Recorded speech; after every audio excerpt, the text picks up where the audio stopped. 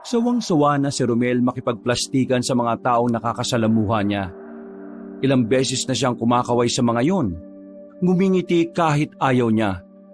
Kung minsan pa nga ay nakikipagyakapan pa siya. Sila magkakapatid kasi ang nagiging front sa kandidatura ng kanilang ama na si Pascual. Kasakasama sila sa kahit saang mang lugar na pupuntahan ng matandang lalaki. Hindi naman sa ayaw ni Romel sa mga tao. Hindi dahil ayaw niyang makipagplastikan ay nandidiri na siya sa mga yon. Ang dahilan, hindi niya kayang magpanggap na mabuting tao ang kanyang ama. Pero ang totoo ay hindi naman talaga. Nahihirapan siyang magpanggap sa sinserong suporta na binibigay sa kanila ng mga tao. Nakokonsensya siya, pero wala siyang magawa. Kabilin-bilinan sa kanila ni ex-Mayor Pascual na lahat ng pakikisama sa mga tao ay dapat gawin nila. My God! These people is so annoying na. Nakakainis. Hawak ng hawak sa akin. Uy, inaan mo nga boses mo. Kapag narinig ka ng mga tao dyan, baka mamaya isipin nila, hindi tayo totoo sa kanila. So what? Alam naman natin ginagawa lang naman natin to for the sake of image ni Dad. Mag-isip ka nga. Nangangandidato tayo kaya dapat bumuo tayo ng magandang imahe sa kanila. Palibhasa, wala kang alam sa politics. Puro ka kasi paganda. Eh di saksak mo na lang sa baga mo yung knowledge mo sa politics. Ikaw na magaling, favorite son. Pwede ba? Manahimik nga kayo. Mamaya na kayo mag-away pag-uwi. Don't tell me gusto mo na rin yung pagpapanggap na ito. Pinagsasabi mo. Ayaw ko lang na nakikisabay pa kayo sa mga ingay ng mga tao. Nakakairita. Nanahimik na lang ang babaeng si Rihanna at ang lalaking si Inigo. Pinagpatuloy na lamang nila ang pagkaway habang nakasakay sila sa truck na dinisenyohan pa ng maraming bulaklak. Kilalang kilala ang tatay nila sa kanilang probinsya na sa katunayan si Mayor Pascual ang dating mayor sa kanila. Pero nang may makatapat itong magaling na abogado, natanggal siya sa posisyon at napalitan. At yun ay ang matandang babae na si Mayor Lita, ang kasalukuyang nagpapatakbo ng kanilang probinsya. Magaling at matalino rin ang mayor na yon, kaya naman madali nitong nakuha ang kiliti ng masa. Bagay na naging problema naman ni Mayor Pascual. Batid ni Romel na mahihirapan ang kanyang ama na makabalik sa posisyon mula kasi nang maalis ito sa pwesto, lumabas na ang ibang issue ng kanilang ama. Mabuti na nga lang, magagaling ang kanilang mga abogado. Kaya kahit na papaano, nagagawang ilihis ng mga ito ang issue. Makalipas lang ang maghapong pangangandidato, nakauwi na rin sila sa kanilang asyenda. Pagbaba nila ng truck, agad naman silang nilapitan ng kanilang ama. Thank you so much, my children. Ang laki talaga ng naitutulong nyo sa kandidatura ko. Hindi ako nagkamali na isinasama ko kayo. Look, masayang-masayang mga tao na nakikita nila tayo magkakasama. Ang iniisip nila, masayang pamilya tayo, which is true naman. Kaya maraming salamat sa inyong suporta, mga anak. Masayang pamilya? I doubt. Rihanna, maayos ka nga. Maglolokohan na naman ba tayo? We're just doing it para sa eleksyon. Pero after this drama, wala na rin naman ang bonding together na ito. Right, Dad? Look, Rihanna, pwede naman nating ituloy ang bonding na ganito kahit wala ng eleksyon. If manalo ka. Pero what if matalo ka? Malamang sa malamang, walang ganitong bonding. Baka nga magalit ka pa sa amin eh. Rihanna, watch your words. Give some respect naman. He's still our father. Kahit nagalit ka pa sa kanya. I just don't believe na mula nang mawala si Mami, parang naging instrument mo na lang ang mga anak mo sa mga pansarili mong interes. How disgusting! Naglakad na lamang ang babaeng si Rihanna papasok ng kanilang mansyon. Napabuntong hininga na lamang si Mayor Pascual.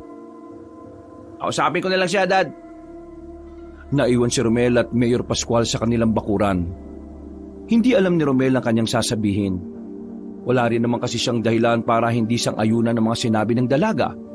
Dahil ang totoo, pagdating sa pagkontra sa mga ginagawa ng kanilang ama, sila rin naman ni Rihanna ang nakakaintindihan.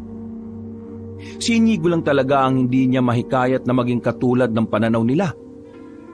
Baka ikaw, ayaw mo na rin ng mga ginagawa natin, ha? Ginagawa ko mga gusto mong mangyari pa. Kasi kung anong mahalaga sa'yo, mahalaga sa akin. Good to hear that, son. Maraming salamat. Pero meron lang sana akong isang pakiusap. Ano yun? Sige, sabihin mo. Kung ayos lang pa, wag na nating isama si Rihanna sa pangangandidato mo. Give her some space para magawa niya kung ano yung gusto niyang gawin sa buhay. Hindi kami pareho. Kung ako, kaya kong tisin lahat ng pinaggagawa mo, siya hindi. Huwag sana nating kalimutan na siya ang pinakanasaktan na mawala si Mama. Sandaling yumuko si Romel at saka naglakad na rin papasok ng mansyon. Naiwang nakatayo si Mayor Pascual. Para bang isang malaking sampal ang mga sinabi ni Romel. Samantala, narinig ni Romel na nagsisigawan si Rihanna at Inigo sa kwarto ng dalaga. Agad naman siyang lumapit doon para umawat. Uy, tumigil na nga kayo. Dinig na dinig kayo sa baba. Di na kayo nahiya sa mga kasambahay. Ito kasi paboritong anak na feeling all-knowing eh. Palibasa, ang alam lang sa buhay ang politika. Lakas mo makasabi sa akin na walang silbi, ikaw nga hindi ka marunong magluto eh. Bakit ako magluluto may kasambahay naman? Kaya nga nag-hire ng katulong para pagsilbihan tayo, di ba? Nag-iisip ka ba? Basic life skills ang pagluluto. Diyos ko naman, Inigo. Inaasa mo lahat sa mga kasambahay? Paano kung dumating ang puntong naghirap na tayo? Paano kakakain? Magpapaluto ka sa hindi mo kakilala? Nakakadiri ang takbo ng utak mo? Ano sinabi mo? O bakit? Masakit ba marinig na ma-realize na sa ating dalawa, ikaw itong walang kayang gawin kundi ang maging sunod-sunuran sa gusto ng tatay natin? Itigil mo yung bibig mo ha. Malapit na ako mapuno sa'yo. Ano? Di mapikon ka. Ano naman ngayon? Mananakit ka? Di go! Ano? Ano ha? Akmang sasampalin na sana ni Inigo ang dalaga nang hawakan ni Romel ang kamay ni Inigo. Maras itong hinawi ni Romel para mapigilan ang gagawin nito. Hoy, Inigo! Hindi ikaw yan ha. Hindi tayo nananakit ng babae. Isa ka pa eh. Nagkakaganyan ng utak ng babae niya kasi lagi mong kinakampihan. Kasi siya yung tama. Paano mo masasabing mali ako? Sige nga, tell me. Kasi ang irasyonal ng mindset mo. Look, Inigo, hindi lahat ng mga bagay na gusto niyong gawin ni Dad ay applicable sa ibang tao. Kaya please lang, Inigo. Minsan, lawakan mo pang pangunawa mo. Bakit ba pinipilit niyo si Rihanna na intindihin ng politika? Pagpapaganda ang gustong gawin yan dahil makeup artist yan. Kung ikaw ba magaling magpinta tapos gusto kitang magsumayaw, matutuwa ka ba? Ang sabihin nyo, wala lang talaga kayong malasakit kay Dad. Pwede ba, Inigo? Kung wala ka masabing maganda, lumabas ka na lang ng kwartong to. Hayaan mo na siya magpahinga. Tapos may karapatan pa kayong questionin kung bakit akong paborito? Malamang, ako lang naman ang nakakaintindi sa kanya eh. At ikaw lang naman ang kumukusinti sa mga illegal niyang gawain, right? Rihanna, tama na ah. Hindi naman ito matatapos kung magbabatuhan kayo ng mga salitang ganyan eh. Sige na, magbati na kayo. Magbati? In your dreams! Lumabas ng silid ang lalaking si Inigo. Napabuntong hininga na lamang si Romel. Hindi niya alam kung ano ang gagawin niya para lang magkaayos ang dalawa. Hirap na siyang maging panganib sa dalawang kapatid niyang mula pagkabata, hindi na talaga magkasundo. Mga ilang sandali lang, naiyak na lamang si Rihanna habang hawak ang larawan ng kanilang ina. Namatay ang nanay nila dahil sa pananambang noong nakaraang taon. Kaya mula noon, mas lalong sumama ang loob ng dalaga sa kanilang ama. Sinisisi nito si Mayor Pascual sa lahat ng nangyari. Dahil kung hindi lang sana pinaalis ni Mayor Pascual ang mga magsasaka sa sariling lupain na mga yon, buhay pa sana ang kanilang ina. Makalipas ang ilang minuto, ay tumahan na rin naman ang dalaga. Naintindihan naman ni Romel ang kanyang kapatid. Sa kanilang tatlo kasi, si Rihanna ang pinakamalapit sa nanay nila. Kaya naman nang mawala yon, parang gumuho ang mundo ng babae. Ayusin mo na sarili mo, Rihanna. Ako nang bahala makiusap kay Dad na huwag ka nang isama sa mga lakad namin. Paano ikaw? Huwag mo ko intindihin. Titisin ko lang to hanggang sa matapos ang eleksyon. Wala na rin naman itong mga ganitong pakulo eh. Salamat kuya, Salamat saan? kasi kinakampihan mo ko. Sus, hindi kita kinakampihan no. Doon lang ako sa tama. Gaya ng sinasabi lagi sa atin ni Mama nung nabubuhay pa siya. Pumani ka sa tama kahit na anong mangyari. O sige na, lalabas na ako. Magpahinga ka na. Isinarado na rin Romel ang silid ng dalaga. Pumunta na lamang siya sa dining area nila kung saan naroon na ang kanyang ama at si Inigo. Sumenya siya sa kasambahay para timplahan siya ng kape. Umupo siya sa tapat ng kanyang ama. Mamayang gabi, sumama kayong dalawa sa akin. Meron tayong kakatagpuing tao. Malaki ang may tutulong nito sa kandidatura ko. Baka illegal na naman yan pa. Nag-usap na tayo nung nakaraan. Iiwas ka na sa ganun para iwas peligro din sa buhay natin. Kung nagbabasa ka ng politics, malalaman mo na parte ng politika ang gumawa ng illegal. Nagbabasa rin ako ng article about politics. Kaya alam ko na hindi porke parte yun ng politika normal na ginagawa yun. Wala yung pinagkaiba sa pagiging kasama ni Rihanna sa mga parade kahit wala naman siya dapat dun. Hindi porke included ka, bilong ka. Huwag mo na nga akong ginagamitan ng mga metaphor mo. Simpleng idea lang yun na kailangan ng simpleng analogy, Inigo. Kung talagang politics follower ka, you should know that. Stop! Ayoko na makinig sa mga argumento. Tama naman kayong dalawa eh. Pero doon ako sa mas mapapadali ang pagkapanalo ko. Wala din naman tayong kasiguraduhan na malinis na kumilos ang kabila. Kaya gagawa rin tayo ng sarili nating paraan para mas makalamang. Mamayang gabi, alas 7. Maganda kayo. Kasi meron tayong ka-meeting. Mandatory. Napasandal na lamang si Romel sa at napabuntong hininga. Alam niyang wala nang magagawa ang mga sasabihin niya kaya nanahimik na lamang siya. Marami pang sinabi ang kanilang ama, pero dahil hindi na siya interesado, hindi na niya naalala pa ang mga yon. Mabilis na lumipas sa mga oras. Bumiyahe na rin sila sa kung saan man ang kanilang destinasyon. Hindi na nila isinama pa si Rihanna. Ayon kasi kay Mayor Pascual, hindi na nila kailangan ng kasamang mangmang sa politika. Habang nasa biyahe, naririnig nilang may kausap sa cellphone ng kanilang ama. Base sa naririnig ni Romel, parabang nagiging tensyonado ang gabing yon. Kahit siya ay kinakabahan din. Hindi yun ang unang pagkakataon na meron silang kinausap ng mga delikadong tao, pero hindi pa rin talaga niya maiwasan na hindi kabahan. Hindi nagtagal, tumigil na rin ang sinasakyan nilang van sa isang malawak na lote. Maraming nakatambak na sirang sasakyan doon at kung ano-ano pang mga kinakalawang na bakal. Humanda na mga tauhan ni Mayor Pascual. Dala-dala ang mahahabang kalibre ng baril. Ilang sandali pa, may mga kalalakihan na ring lumabas mula sa madidilim na parte. Mayor, kumusta? Mukha yatang desperado ka ng manalo dahil kailangan mo ng tulong namin ah. Ikaw ba si Jason? Oo, ako nga. Ako yung nirekomenda ni Mang Tolits na tutulong sa'yo. Nasaan na pala ang isang yon? Siya ang midman natin, dapat nandito siya. Si Mang Tolits, patay ni eh. Bigla siyang kumulit. May nalaman, ayun, niligpit ko. Alam mo naman siguro kung ano kami at kung gaano namin iniingatan kung anong klase kaming mga nilalang. Sigurado kong nakwento na sa iyo ni Mang Tolits yun. Napalunok ng laway si Romel sa kung papaano makipag-usap ang lalaking si Jason. Nararamdaman ni Romel na parang sobrang halang ng kaluluwa nito. Noong mga sandaling yon, pinagpapawisan na rin ng malamig ang binata. Dala ko na ang kalahati ng ibabayad ko. Ibibigay ko ang kalahati na kulang kapag natapos na niya ang trabaho niya. Binuksan ng tauhan ni Mayor Pascual ang briefcase na naglalaman ng limpak-limpak na pera. Agad namang sumilay ang ngiti ng lalaking si Jason. Nasaan na ang bata? Nang marinig ni Romel ang sinabi ng kanyang ama, nagtaka siya. Wala siyang ideya kung bakit kailangan ng bata. Hindi niya tuloy mahulaan kung ano na naman ang binabalak ng kanyang ama. Tingin niya, gagamitin niya ang batang yon para siraan si Mayor Lita. Diego, halika na rito!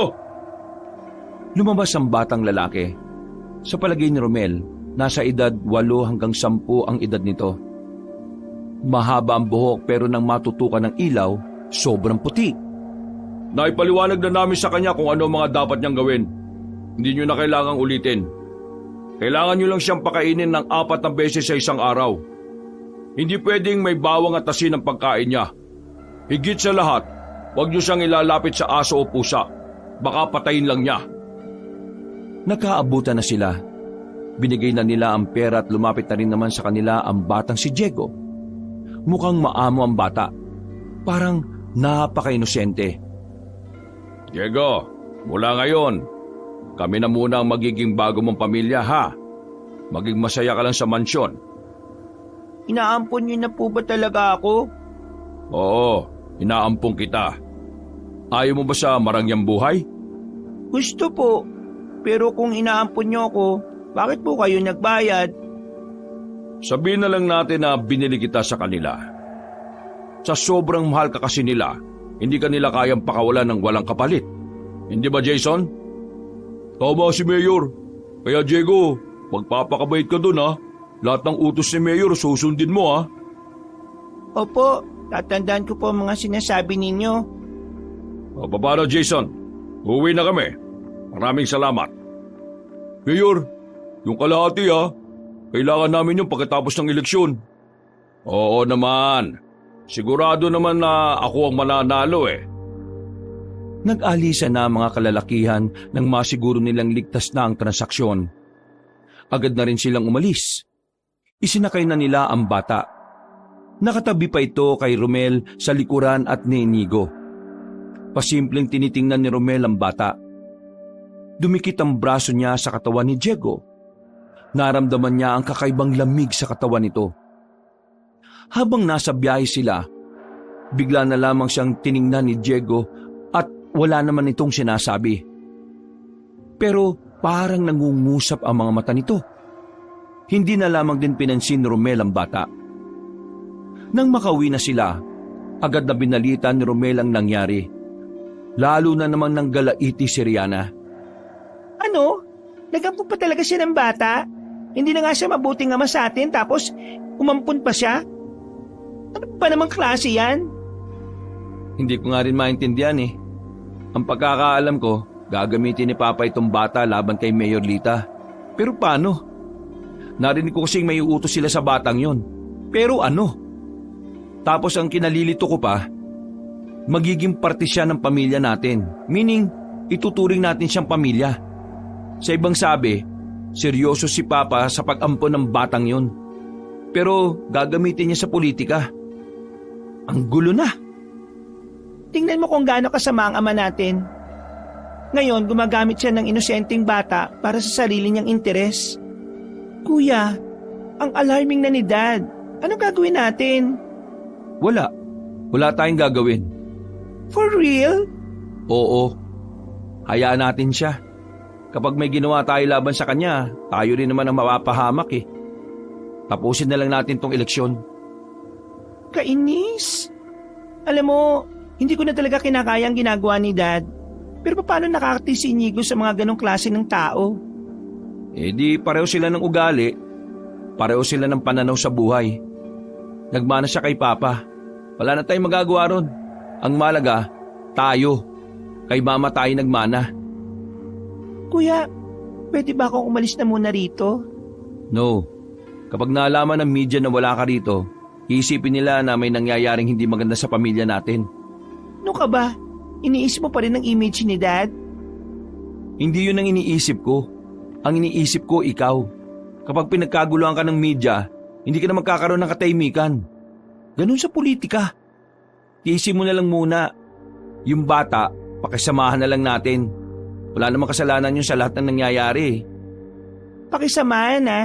Kapag yan makulit, kukuritin ko talaga yan. Isang malalim na buntong hininga na lamang ang nagawa ni Romel. Noong mga sandaling yon, maging siya ay sinasakitan na lamang ng ulo. Habang tumatagal kasi, palala na ng palala ang mga ginagawa ni Mayor Pascual. Tingin ni Romel, mas lalong magiging komplikado ang lahat kapag mas lumapit na ang araw ng eleksyon. Bumaba na lamang ang dalawa sa sala. inabutan nilang kumakain mag-isa ang batang si Diego sa dining area. Nakatingin lang ito sa kanila na parang walang ideya kung sino si Rihanna. Lumipas pa ng lumipas sa mga araw. Hindi na nga nila napigilan pa ang pagiging parte ni Diego sa pamilya nila. Walang nagawa ang babaeng si Rihanna dahil desisyon na yun ng kanyang ama. Sa unang linggo ng bata sa kanila, wala naman na itong naidudulot na problema sa mansyon. Tahimik lamang naman ang bata at magsasalita lang kapag may kumakausap sa kanya. Hindi rin ito gaya ng ibang bata na pabili ng kung ano-ano. Sa katunayan, hindi naglalaro si Diego. Madalas lang itong tumambay sa balkonahe at kung minsan naman ay nasa labas lang din nakaupo. Pero kahit na ganon, hindi pa rin alam ni Romel kung ano nga ba ang papel ni Diego sa kampanya ng kanyang ama. Dahil hanggang sa mga sandaling ito, hindi pa rin naman niyan makitang ginagamit ni Mayor Pascual ang bata. Diego, sasama ka sa amin mamaya ng Kuya Inigo mo, ha? Alam mo na yung napag-usapan natin nung nakaraan. Hindi po ba sasama si Kuya Romel at si Ate Rihanna? Hindi sila sasama eh. May mga bagay silang dapat na gawin. Sayang naman. Gusto ko pa naman sana kasama si Ate Rihanna. Sorry pero hindi kita gustong kasama. Rihanna, bata yan. Nasa harapan sila ng hapagkainan nung tanghaling yon.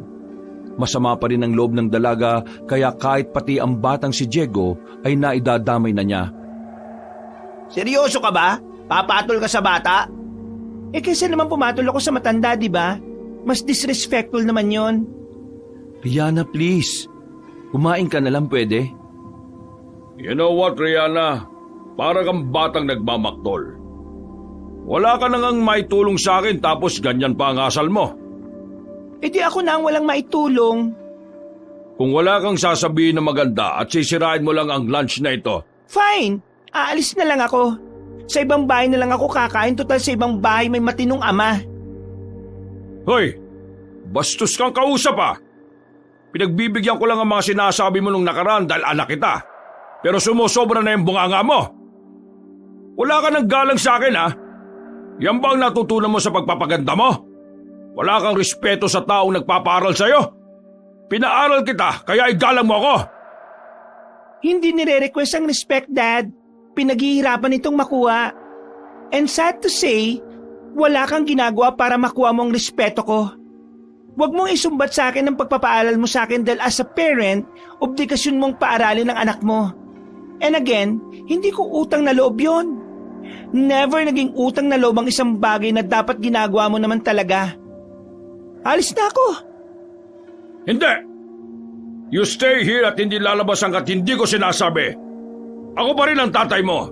At ang salita ko masusunod sa pamamahay na ito. Mang Fidel, sabihin mo yung mga gwardya na huwag palalabasin ng asyenda ang babaeng ito. Grounded ka rin for 1 week. Wala nang nagawa pa ang babaeng si Rihanna kundi ang magdabog na lamang at pumasok na sa kanyang silid. Sandali, kakausapin ko siya. Para ano? Para konsintihin siya? Wala ka na ron. Pa, excuse ha. Tumayo na rin si Romel at tinungo ang kinaroroonan ng kanyang kapatid na babae. Binuksan niya ang pinto at nakasaklob lang ng kumot si Rihanna. Nag-usap na tayo last time napababayaan na lang natin sila. Hindi na tayo magsasalita sa mga gusto nilang gawin. Anong nangyari, Rihanna? Hindi mo na naman ako sinunod. Palagi ka na lang ganyan.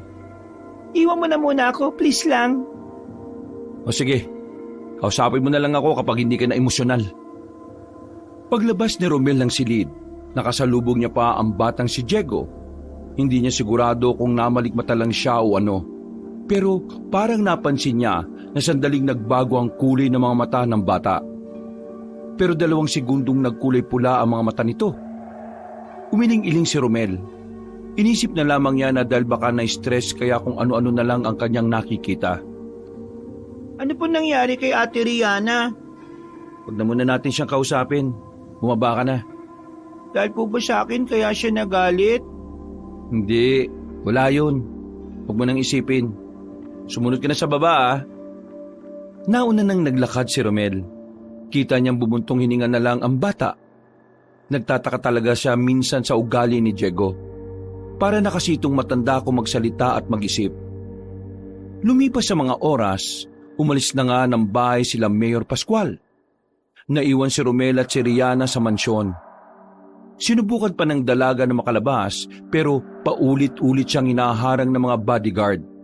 Kaya naman wala na itong nagawa kundi tumambay na lang sa mansyon. Bandang 10:00 ng gabi, bumalik na sila Mayor Pascual. Nang tanungin ni Romel si Inigo, hindi sinabi ng kanyang kapatid kung saan sila pumunta. Bagay na ipinagtaka naman ni Romel.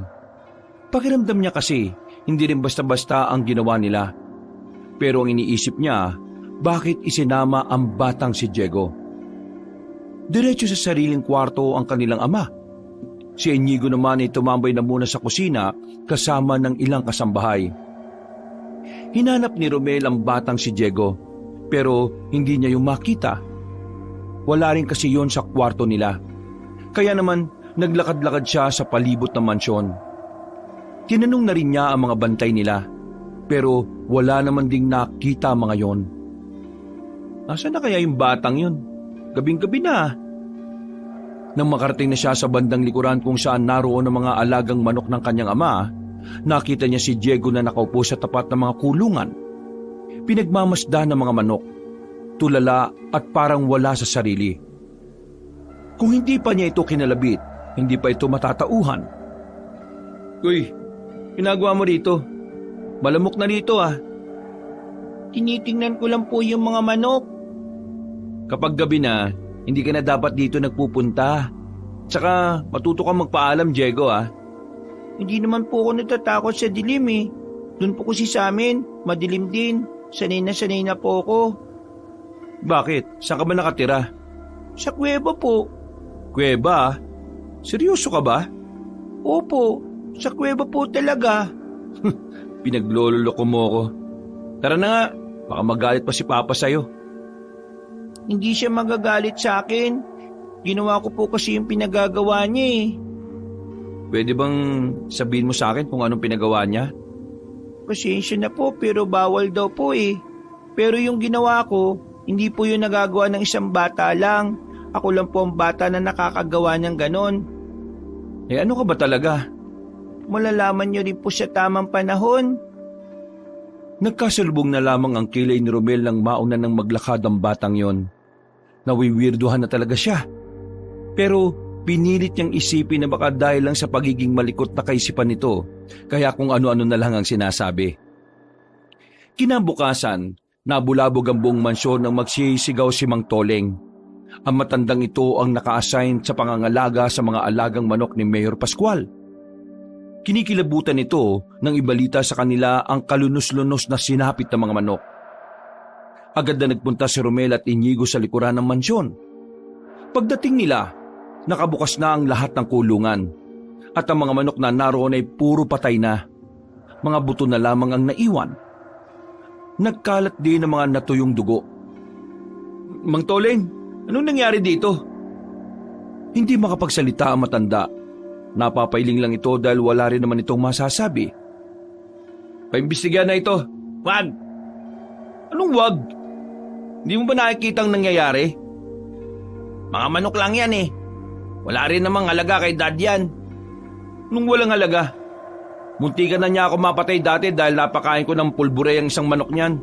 Tapos sasabihin mo walang halaga? Bakit ba mas marunong ka pa? Eh kami naman ang makakasama ni Dad lagi. Relax ka lang, Romel. Wala kang dapat intindihin dyan. Mayabang na naglakad ang lalaking si Inigo. Napasarado na lamang ng kamao si Romel. Nang bumalik na siya sa loob ng mansyon, ay agad niyang sinabi sa kanyang ama ang nangyari sa mga manok. At gaya nga ng kanyang inaasahan, wala rin talagang pakialam ang kanilang ama. Sinabihan lang siya nito ng mind your own business.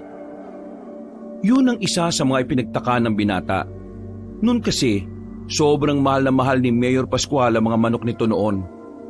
Halos, mas mahal pa nga niya ang mga yon kaysa sa sarili niyang mga anak. Kaya, hindi talaga maintindihan ni Romel kung bakit parang baliwala lang kay Mayor Pascual ang brutal na pagpatay sa mga alaga niyang manok na panabong. Bandang tanghali, Nakita ni Romel ang bata sa silid nito. Nakatulala lang sa bintana kaya naman tinulak niya ang pinto para alamin kung ano ang ginagawa. Tumingin naman sa kanya ang bata. Anong ginagawa mo? Bakit ka nakatulala? Niisip ko lang po yung mga manok. Kawawa naman sila. Bakit alam mo kaagad yan? Kagigising mo lang, di ba? Sandaling hindi nagsalita ang batang si Diego. Para itong nag-iisip. Ngumiti at saka muling nagsalita. Narinig ko po kanina kasi pumasok si Yaya dito. Lumabas ka na. Kumain ka na. Palabas na sana ng silid si Romel nang parang may nakita siyang bakas ng dugo sa gilid ng pinto. Maliit lang yon. Tiningnan niya maigi. Maya-maya lang ay isinarado na rin ng bata ang pintuan kaya hindi na rin niya nasuri pa. Napapailing na lamang siya at tumungo sa kanyang silid. Naganda na lamang siya para sa kanilang pag-alis. Sa araw kasi na yon ay mangangampanya na naman sila. Isang baryo ang kanilang pupuntahan at magkakaroon sila roon ng meeting de avance. Sakay ng itim na van, bumiyay sila patungo sa malapit na baryo sa kanila. Ang baryo Maglubang, na kung saan narito mga taong mas dapat nilang makuha ang boto. Mas marami kasi ang mga residente doon dahil na rin mas malaki ang baryong yon. Dakong 3:00 ng hapon ay nakapasok na rin sila ng baryo. Nakaanda na rin ang maliit na entablado at nakakalat na rin ang tao ni Mayor Pascual. Hindi nagtagal, nagsalita na ang mayor. Mga kapatid, kahit na inilaglag niyo ako nung nakaraang botohan, narito pa rin ako sa inyong harapan na naniniwala na muli niyo akong pagkakatiwalaan. Mga kapatid, wala namang patunay si Mayor Lita na totoo ang mga paratang sa akin. Kaya sana naman, huwag kayo basta-basta maniniwala sa fake news. Matagal na tayo magkakakilala. Yung isa, sino ba siya? Baka nga siya pa ang may lihim na tinatago eh. Ako, kilalang kilala niyo na ako. Kaya naman, sa darating na halalan, iboto niyo ako muli. At pinapangako ko, gagawin ko mga plataforma kung hindi ko nagawa nang agawin sa akin ni Lita ang pwesto. Kayo ang mahal ko. Kayo ang pamilya ko. Kaya kayo ang prioridad ko.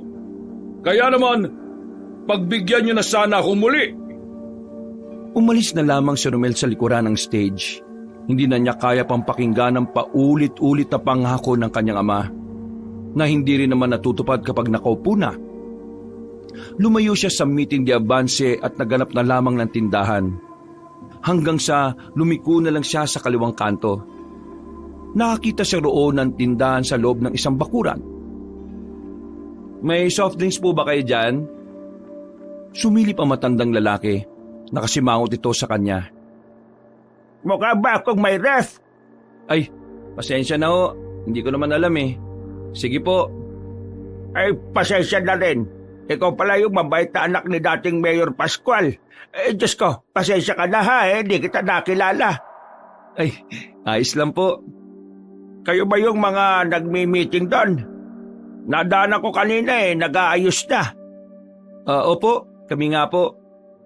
Ayos din lang timing ni Mayor Pascual ano? Kung kailan may namatay sa kalabang partido, saka siya nagpa-meeting. May namatay sa kabilang ano po? Ay, hindi mo pa ba alam? Kagabi, yung campaign manager ni Mayor Lita, Dedo. Naniniwala ka ba sa aswang? Ho? Bakit naman napunta sa aswang ang usapan? Kasi aswang daw ang pumatay doon sa campaign manager. Ho? Seryoso ba? Kaya ganyan ang reaksyon mo kasi hindi ka naniniwalang may aswang ano. Pero para ikwento ko sa iyo, ganitong eksaktong itsura ng biktima. Ito dito sa bandang dibdib, hanggang dito sa sa may balakang. Puro hiwa mga yan. Talagang hiwa na malaki at mahaba ha. Habang lumalabas na yung nako, nakakadiri. Basta yung laman loob. Hindi na muna nagsalita pa si Romel. Tinitingnan niya kasi kung seryoso ba talaga matandang nakakausap niya. Pero palagay niya, hindi naman yun magkukwento ng ganong klase, lalo pat ang biktima yung sinasabi niya ay manager na kanilang mayor. Totoo mga aswang, iho. At sa maniwalat kasi hindi, kahit ang mga aswang ay nakikialam na rin sa politika. Yun nga lang, hindi pa rin natin alam kung anong dahilan. Basta, totoo sila. Dapat kang maniwala. Kasi kung sino ang naniniwala, sila ang may tsansang makaiwas sa kapahamakan. Tumango-tango na lang ang binata. Bago siya umalis ay tinanong niya pa ang pangalan ng matanda. Mang Lolong, yun ang sinabi sa kanya nito. Kahit na medyo duda siya sa kwento ni Mang Lolong, may parte pa rin ng kanyang pagkatao ang nahihiwagaan sa bagay na yun. Matagal-tagal na rin kasi siyang hindi nakakarinig ng kwento tungkol sa mga aswang. Pagkabalik niya sa meeting de Avance, ang konsehal na kapartido na ng kanyang ama ang nagsasalita. Umupo na lamang siya sa gilid. Makalipas lang ang halos 3 oras, natapos na rin ang programang yon. Bago sila umalis, narinig ni Romel mula sa ibang residente roon ang nangyari tungkol sa campaign manager. Dahil dito, nakumpirma na niyang totoo nga iyon. Halos lahat, aswang ang itinuturong sa larin.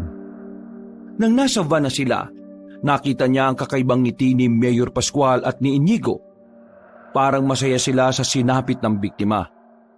Hindi naman nabago sa kanya ang ganong reaksyon ng kanyang kapatid at ama. Noon pa man, nagiging masaya mga yon kapag may napapahamak sa kalaban. Successful, Inigo. Sabihan mo mga tao natin na kumuha ng maraming alak at magpapaluto ko sa mga kasambahay ng maraming pagkain. Kailangan natin ipagdiwang ito. Ito agad ang bungad ni Mayor Pascual na makarating na sila ng mansyon. Tuwang-tuwa naman ang mga konsyal na kasama nito sa partido. Napapailing na lamang si Romel.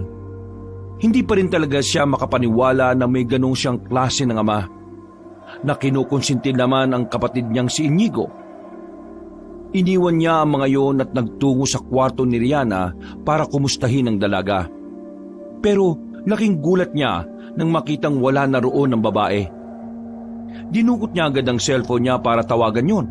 Pero hindi sumasagot. Ay nako, kulit talaga ng taong yun. Lalo siyang malilintikan sa ginagawa niya eh. Hinahanap mo ba si Ate Rihanna? Nagulat si Romel nang bigla na lang magsalita ang bata sa kanyang likuran. Hindi niya rin namalaya na naroon na pala ang bata. Pero ang ipinagtataka niya lang, papaano yun nakarating doon samantalang kakakita niya lang ito sa labas? Ha? Oo. Alam mo ba kung saan siya pumunta? Sa bar daw po. Tinulungan ko siyang makalis kaya baka po magkaibigan na kaming dalawa. Ano? Bakit mo tinulungan? Gusto mo bang mapahama ka rin? Malilintikan ka rin kay papa niyan eh. Hindi niya po magagawa sa akin yon. Ako po ang pinakamalagang kasangkapan niya para manalo siya ngayong eleksyon eh. Ano bang sinasabi mong bata ka? Hindi na nagsalita si Diego. Naglakad na lang ito paalis. Naiwan naman napapaisip si Romel. Habang tumatagal kasi, mas nagiging weirdo o mga lumalabas sa bibig nito. Dahil wala naman siyang ibang gagawin sa mansyon, naisipan niyang puntahan na lamang si Rihanna sa bar na pinuntahan din ito. Ginamit niya ang sarili niyang sasakyan. Agad niya namang tinungo ang bar at pagdating niya, nakita niya agad sa loob si Rihanna. Rihanna, kailangan mo na umuwi sa mansyon. Nasa bahay na si Papa. O ano ngayon? Gagawin kong gusto kong gawin. Diyos ko naman oh. Huwag ka naman pasaway, Rihanna. Mapapahama ka na naman sa ginagawa mo eh. Lalo ka mawawala ng access sa lahat. Ikaw ang baka mapahamak kasi nakikialam ka sa akin. Umuwi ka na lang. Tingin ko, may pinapatay na naman sila Papa. Natigilan si Rihanna sa bar counter nang marinig yun. Tumingin-tingin muna ito sa paligid. Bigla na lamang itong sumeryoso. Umalis sila roon at saka naghanap ng magandang pwesto na kung saan walang makakarinig sa kanila. Pumunta ka talaga rito para sabihin lang yan? Mas lalo tayo mapapamak sa ginagawa mo sa oras na may makarinig sa atin eh. Kaya nga ito yung dahilan kaya dapat umuwi ka na muna eh. Hindi safe na nasa labas ka. Kasi ang unang pagbibintangan, si Papa. Baka mamaya gumanti sila at ikaw ang matsyempohan. Napapailing na lamang si Rihanna. Lumabas na lamang sila ng sasakyan. Papasok na sana sa loob si Romel nang makita niyang may mga dumating na kalalakihan. Mapuputla ang mga yon at ang isa ron ay pamilyar sa kanya. Hindi siya pwedeng magkamali. Ang nangungunang lalaki ang lalaking kausap ni Mayor Pascual nung gabing tinanggap nila si Diego. Si Jason? Sa hindi malamang dahilan, nakaramdam na lamang siya ng kaba. Pakiramdam niya parang may kakaiba sa mga lalaking yon, lalong-lalo na kay Jason. Ano ba? Aalis ba tayo? Natawa na lamang siya nang dungawin na siya ng kapatid. Pumasok na lamang siya sa loob at saka bumiyahe. Habang tinatahak nila ang daan, kinuwento na niya ang mga naiisip niya. Iritang-irita naman si Rihanna sa mga naririnig nito. So, ang ibig mo sabihin, ang mga pumatay sa campaign manager, aswang? At sinasabi mo sa akin na may kinalaman si Dad doon? So anong gusto mong sabihin? Aswang si Dad? My God, Kuya! Ikaw yatang may tama ng alak eh. Hindi ko sinasabing aswang si Papa. Ano bang klaseng pag-intindi yan? Ang sinasabi ko, parang may ugnayan siya sa nangyari. Nakita ko na naman kasi na masaya sila nang malaman nilang namatay yung biktima eh. Hindi ka ba nasanay? Ganun naman lagi ang reaksyon nila kapag may natutumba silang kalaban eh. So what's new? Ewan ko, iba ngayon. Feeling ko talaga may kinalaman pa rin sila doon. Alam ko, pero paano nga natin masasabi na may kinalaman sila? Ang hirap naman kasing sabihin na aswang ang pumatay sa victim. Tapos sasabihin si Dad ang may pakana. Isa pa, totoo ba ang mga aswang na yan? My God, anong ira na oh? Ay nako, nabubuwang na rin ako kakaisip eh. Basta Rihanna, malakas ang kutob ko na may kakaibang ginagawa itong si Papa at itong magaling nating kapatid. Hindi ako titigil para malaman kung ano yon. At hindi rin ako titigil malaman kung anong meron kay Diego. Kuya naman, lahat na lang dinadawit mo eh. Idawit mo na rin kaya si Aling Pepang na matagal nang wala sa atin. Just drive na lang. Baka mamaya maaksidente pa tayo eh. Ligtas naman silang nakauwing dalawa sa mansyon. Hindi rin naman sila nakita ni Mayor Pascual na dumating. Pero nakita sila ng batang si Diego. Hindi na lamang nila yung pinansin pa. Kaya naman, rekta na lamang si Rihanna na pumunta sa loob ng kwarto nito. Sige na, magpahinga ka na. Amoy alak ka pa eh. Maraming salamat, Kuya. Salamat ka dyan. Tigas-tigas ng ulo mo. Lumabas na lamang ang lalaking si Romel. Bumaba siya sa sala. At mula roon, nakita niyang may bisita ang kanyang ama. Sinipat niya yon sa guest room. Nakita niya roon ang lalaking si Jason. Naintriga siya kaya lumapit siya roon para makinig. Mayor, maganda usapan natin. Ang sabi mo, ibibigay mo kagad kapag natapos na ang eleksyon. Di pwedeng paghintayin mo kami ng ilang buwan dun. Jason, hindi naman kasi ganun kadali makakuha agad ng pera kapag nakaupo na. Ilang buwan pa bago ako makapag-isip ng project na pwede kong kupitan. Kapag bumawas naman agad ako sa pondo, malalaman naman nila agad kung ano ang ginawa ko. Hindi na namin problema yon. Kailangan tumupad ka sa usapan. Pagtapos ng eleksyon, manalo ka man o matalo, dapat ibigay mo ang kalahating kulang. Yun ang usapan. Wala na tayong dapat magtalunan. Kaya nga ako nakikiusap eh. Kasi baka naman magawa ng paraan. Maayos na nagtatrabaho si Diego, di ba? Kaya dapat, maayos din ang ibabayad ninyo. Sa ganung paraan, makakasundo tayo. Wala na akong dapat pang sabihin. Mayor Pascual, hihintayin na lang namin ang pagtatapos ng eleksyon. Lumabas na ng guest room ang lalaking si Jason. Nagtago naman sa gilid ang binatang si Romel para hindi siya makita nito at ng kanyang ama. Sinundan pa ni Mayor Pascual ang lalaki sa labas. Nagulat na lamang si Romel nang maramdaman niyang nasa likuran niya pala si Inigo. Anong pinakikinggan mo sa usapan nila? Ha? Wala ka na ron. Ano? Huwag mo kong tinatasan ng boses, sinasabi ko sa iyo ha. Kung ano man ang narinig mo, mas maigi pang itago mo na lang sa sarili mo yan. Ano ba talagang tinatago niyo ni Papa? Bakit kailangang hindi ko alam? Simple lang naman. Wala nang tiwala sa'yo si Papa. Ang silbi mo na lang sa kanya sumama sa mga parade at meeting. May kinalaman kayo sa pagpatay dun sa campaign manager ni Mayor Lita, no? Are you crazy, dude? Aswang ang pumaslang sa taong yon. Kaya paano mo masasabi sa akin na may kinalaman kami? Aswang ba kami? So sinasabi mo na totoong may aswang? Yun ang sinabi ng mga tao. At naniwala ka ron? Oo! Kung naniniwala ka ron, di naniniwala kang may aswang. Nagbago ka na talaga, Inigo. Nung nakaraang linggo lang, nagalit ka kay Aling Marina sa sinabi niyang may nakita siyang aswang sa pinuntahan nilang lumang bahay. Nagalit ka kasi ayaw mong makarinig ng mga kwentong hindi totoo para sa'yo. Tapos ngayon, naniniwala kang aswang ang pumatay dun sa biktima? So paano mo ipapaliwanag sa akin na sa maikling panahon, bigla kang naniwala sa hindi mo naman talaga pinaniniwalaan? Ay nako, wala akong oras para magpaliwanag. Hindi ako obligado magpaliwanag sa'yo. As long as hindi ka pabor sa kandidatura ni Papa, wala akong sasabihin sa'yo. Nakakasuka ka. Para ka na ring mamamatay tao. Inaayaan mo lang na gawin ni Papa ang mga ganong kasamang bagay. Mag-ingat ka sa sinasabi mo Baka magsisi ka. Ikaw ang mag-ingat, Inigo. Baka nakakalimutan mong marami din akong alam. Sandali silang nagkatitigan. Para nilang tinutunaw ang isa't isa gamit lang ang kanilang tingin. Natigil lang ang bangayan nila nang biglang dumating na naman ang batang si Diego. Nakatingin itong dalawa sa kanila na para bang matandang sinusuri ang kanilang ginagawa. Nakapamewang pa ito ng isang kamay. Bakit po kayo nag-aaway? Wala ito. Tara na, balis na tayo. Kuya Inigo, dapat din po alam ni Kuya Romel ang ginagawa natin. Lalo na doon sa... Huwag ka na makulit. Sumunod ka lang sa sinasabi ko.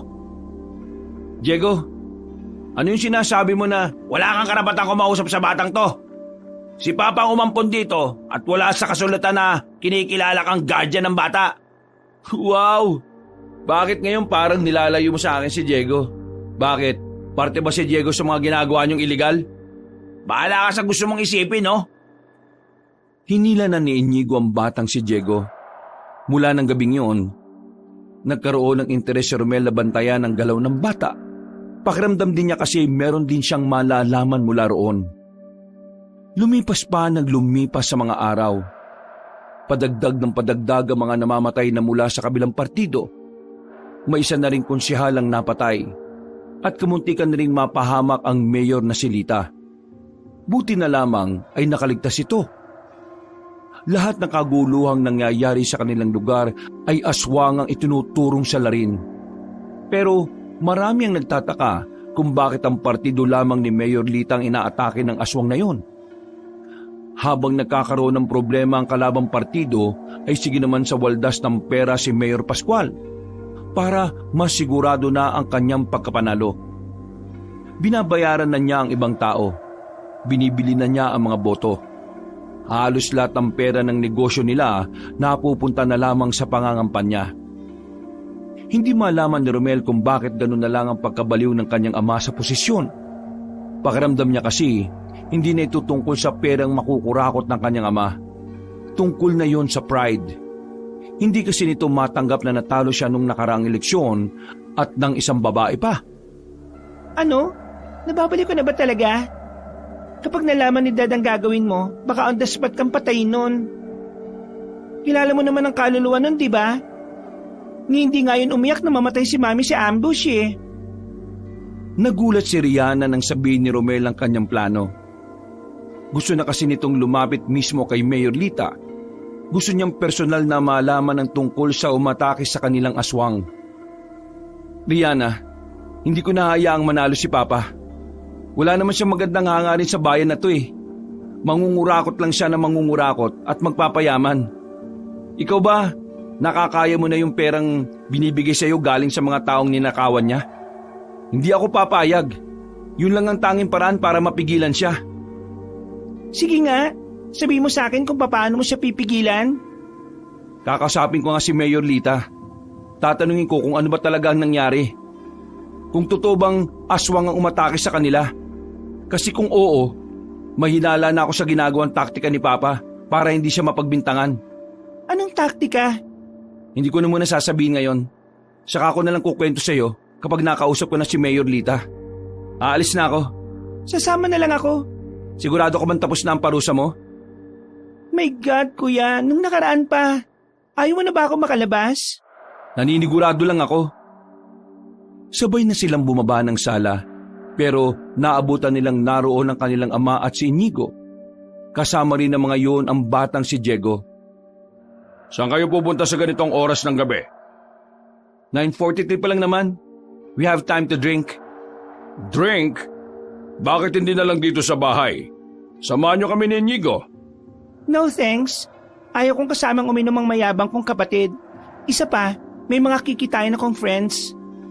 Diana, your words please. Fine. Magpapakabait na ako at baka mag-grounded na naman ako. Pa, pwede ba kaming lumabas? Ngayon na lang ulit kami makakalabas ng magkasama since hindi siya makalabas nitong mga nakaraan eh. Okay, you may go. But always remember, wag niyong dudungisan ang ibahe ko. Malapit na ang butuhan. Ilang araw na lang at uupo na rin ako. Kaya don't do something stupid para maging dahilan kung bakit ako masisira. Yes pa, naiintindihan ko. Dapat lang maintindihan nyo. Wala na nga kayong ambag eh. Hindi na lamang nila pinatulan pa ang sinasabi niyo ng kanilang kapatid. Inirapan na lamang ni Riana si Inigo. Maya-maya pa, sumakay na rin sila ng sasakyan at bumiyahe na rin. Kinakabahan si Romel sa mga sandaling ito. Alam niyang maaari silang mapahamak sa kanilang gagawin. Pero wala na siyang naiisip na ibang paraan para mapigilan ang pag-upo ng kanyang ama. Nawala na rin kasi ang mga papeles na hawak niya na pwedeng gawing ebidensya. Malakas ang kutob niya na kinuha na yon ni Inigo sa kwarto niya. Hindi rin naman siya pwedeng magsumbong na lang sa otoridad na wala siyang dalang ebidensya. Kaya kailangan niya ang tulong ng kasalukuyan nilang mayor. Makalipas ang halos 20 minutong biyahe, nakarating na rin siya sa tapat ng bahay ng kanilang mayor. Ang daming bantay sa labas. Sobrang daming pulis dahil na rin sa nangyaring pagtatangka sa buhay na matandang si Lita. Pagbaba nila ng sasakyan, agad silang hinarang ng mga nagbabantay. Kinapkapan agad sila. Don't touch me or else kakasuhan ko kayo. Kung wala kayong kasamang babaeng pulis, please don't touch my sister. Ako na lang. Wala naman kaming masamang balak eh. Kailangan ko lang makausap si Mayor. May kinalaman ito sa nangyaring pananambang sa kanya. Nagkatinginan ng mga pulis na nasa labas. Kilala nila si Romel dahil madalas itong makita sa mga campaign rally. Sumenyas ang isang pulis na ipapaalam sa Mayor ang nangyayari. Mga ilang sandali lang, bumalik ang isang pulis at sinabing papasukin ng magkapatid. Nag-escort pa sa kanila ang 5 pulis papasok ng mansyon. Dinala sila ng mga yon sa guest room. Pagpasok nila roon, nakita ni Romel ang matandang si Lolong nakausap ng mayor. Napangiti pa nga si Mayor Lolong nang mamukaan siya. Ah, ikaw yung mabait na anak ni dating Mayor Pascual. Ano ginagawa mo rito? Kalaban niyo si Mayor Lita sa kandidatura, di ba? Magandang gabi, Mayor Lita. Hindi ako nandito para maging espiya o kung ano pa mang tumatakbo sa isipan nyo. Narito kami magkapatid para pigilan ang pag-upo ni Papa. Napaayos ng upo matandang babae.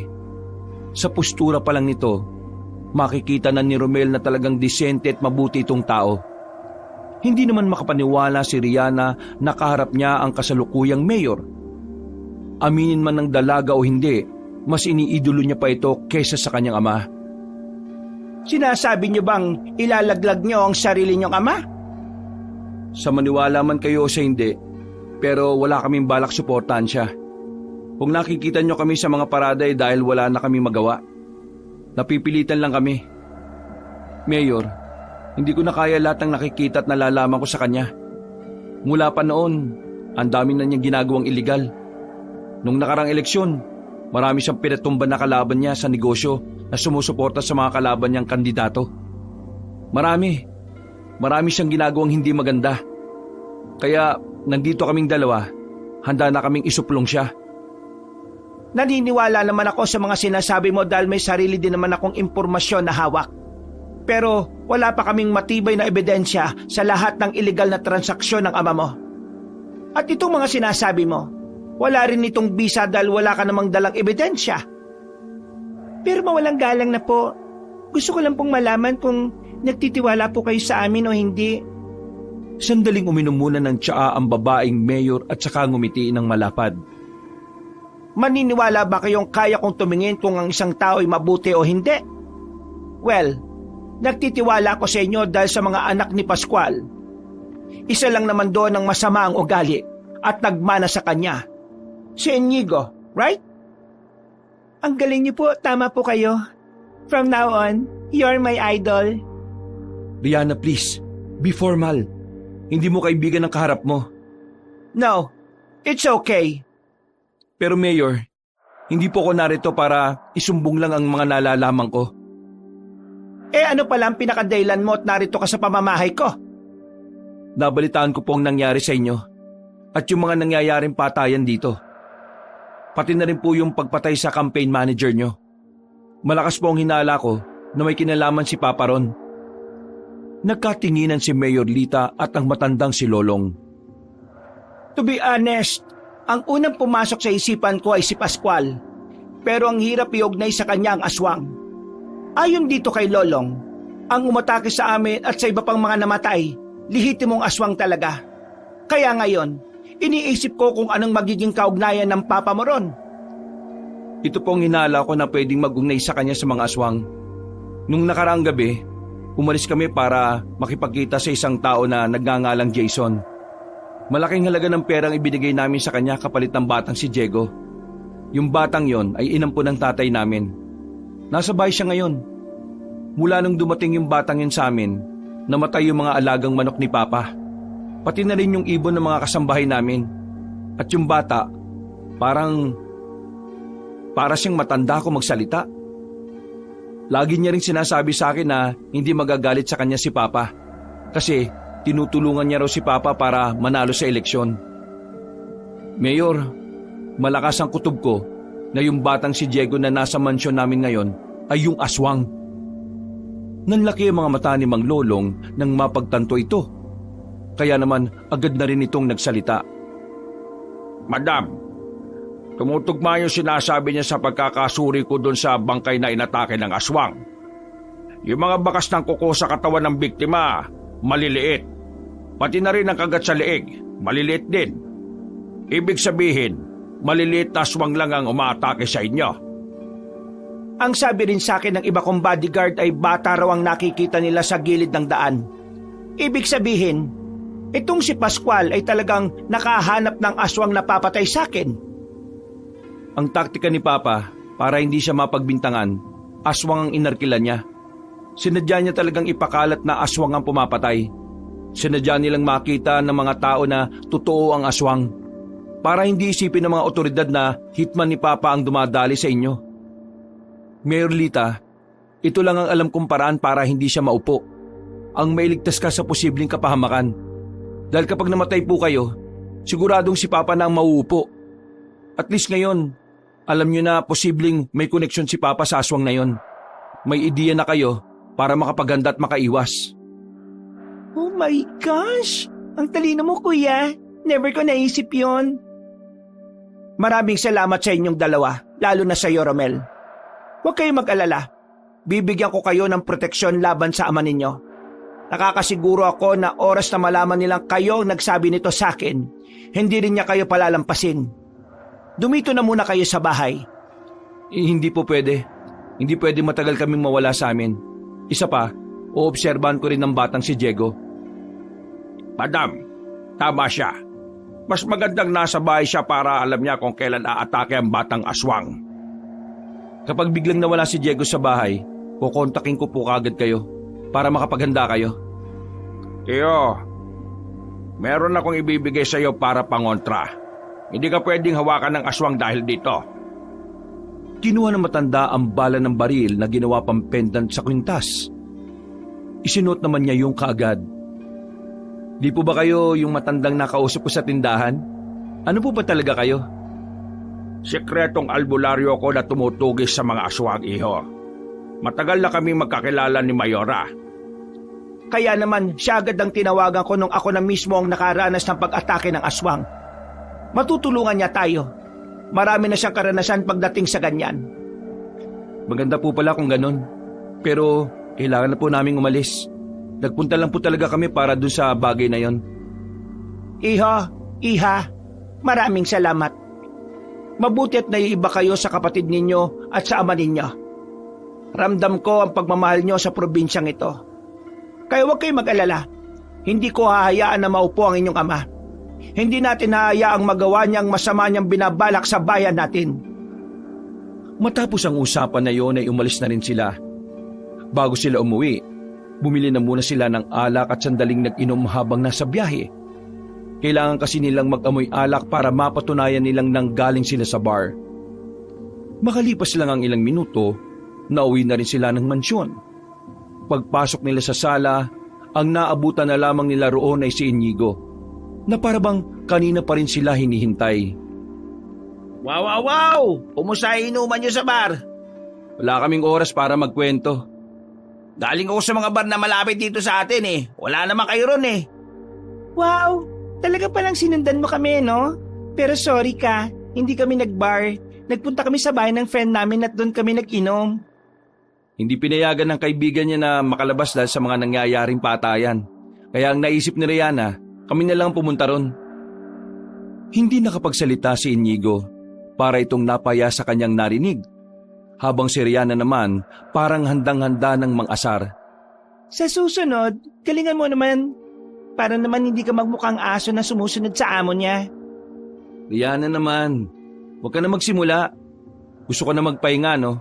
Kung kani-kanino mo na nga ako nireto kanina eh. Alam mo bang nakakapagod ng utak yon? Halika na. Pasensya na, Inigo ah. Hinila na ni Romel ang dalaga at hinatid na ito sa silid. Sinarado nila ang pintuan at saka nakahinga ng maluwag. Buti na lang naniwala siya kaagad. Eng-eng talaga eh. Akala niya siguro hindi tayo marunong magpalusot. Oh, Ano yan? anong ano yan? Isuot mo tong kwintas na binigay sa akin ni Mang Lolong. Sa'yo binigay yan eh. Protection mo yan sa aswang, di ba? Ikaw ang magsuot. Kaya kong depensa ng sarili ko. Ikaw hindi. Kaya mas kailangan mo to. Para mo naman sinabi na mahina ako, no?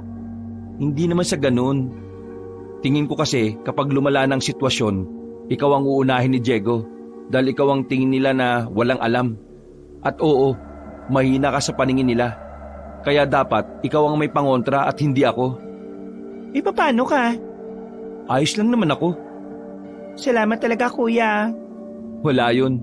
Siyempre, kailangan kong gampanan ng pangako ko kay mama na kahit na anong mangyari, poprotektahan kita. Isa pa, mahal kita kasi magkapatid tayo.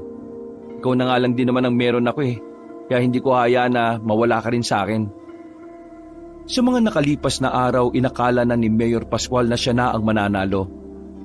Marami-rami na rin kasi silang nabayaran na tao.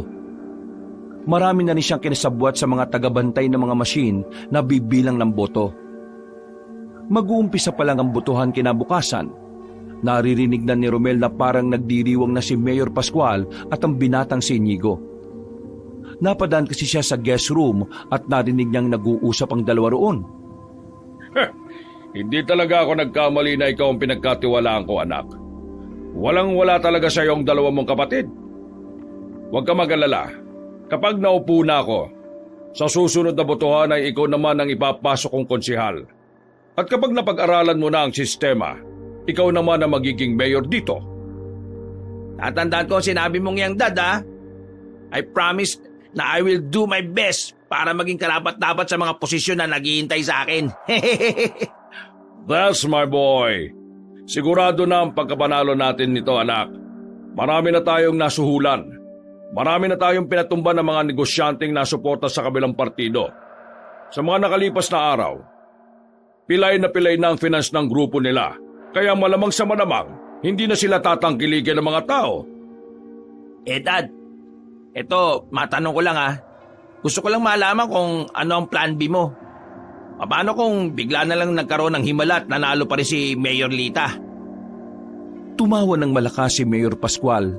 Nakitawa na rin si Inigo at sandali silang nag-cheers ng iniinom na alak. Yan ang gusto ko sa'yo eh. Nag-iisip ka kagad ng plan B. Pero anak, may naisip na ako. Sakaling biglang nanalo si Lita, nandyan naman si Diego.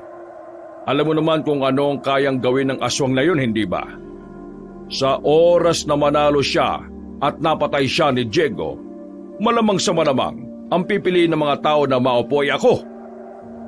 Sa puntong ito, talagang kumpirmado na ni Romel na aswang nga talaga ang batang si Diego.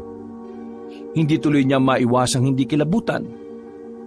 Aalis na sana ang binata pero nakasalubong niya naman sa bandang hagdanan si Diego. Nakatingin ito sa kanya ng seryoso pero biglang sumilay ang nakakalokong ngiti. Kuya Romel, kung ako sa'yo, hindi ka na dapat nakikialam kasi baka mapahama ka. Ha? Ang pinagsasabi mo? Alam mo naman siguro kung anong kayang gawin ng papa mo. Isang sabi niya lang, pwede ka mawala. Tigilan mo nga ako.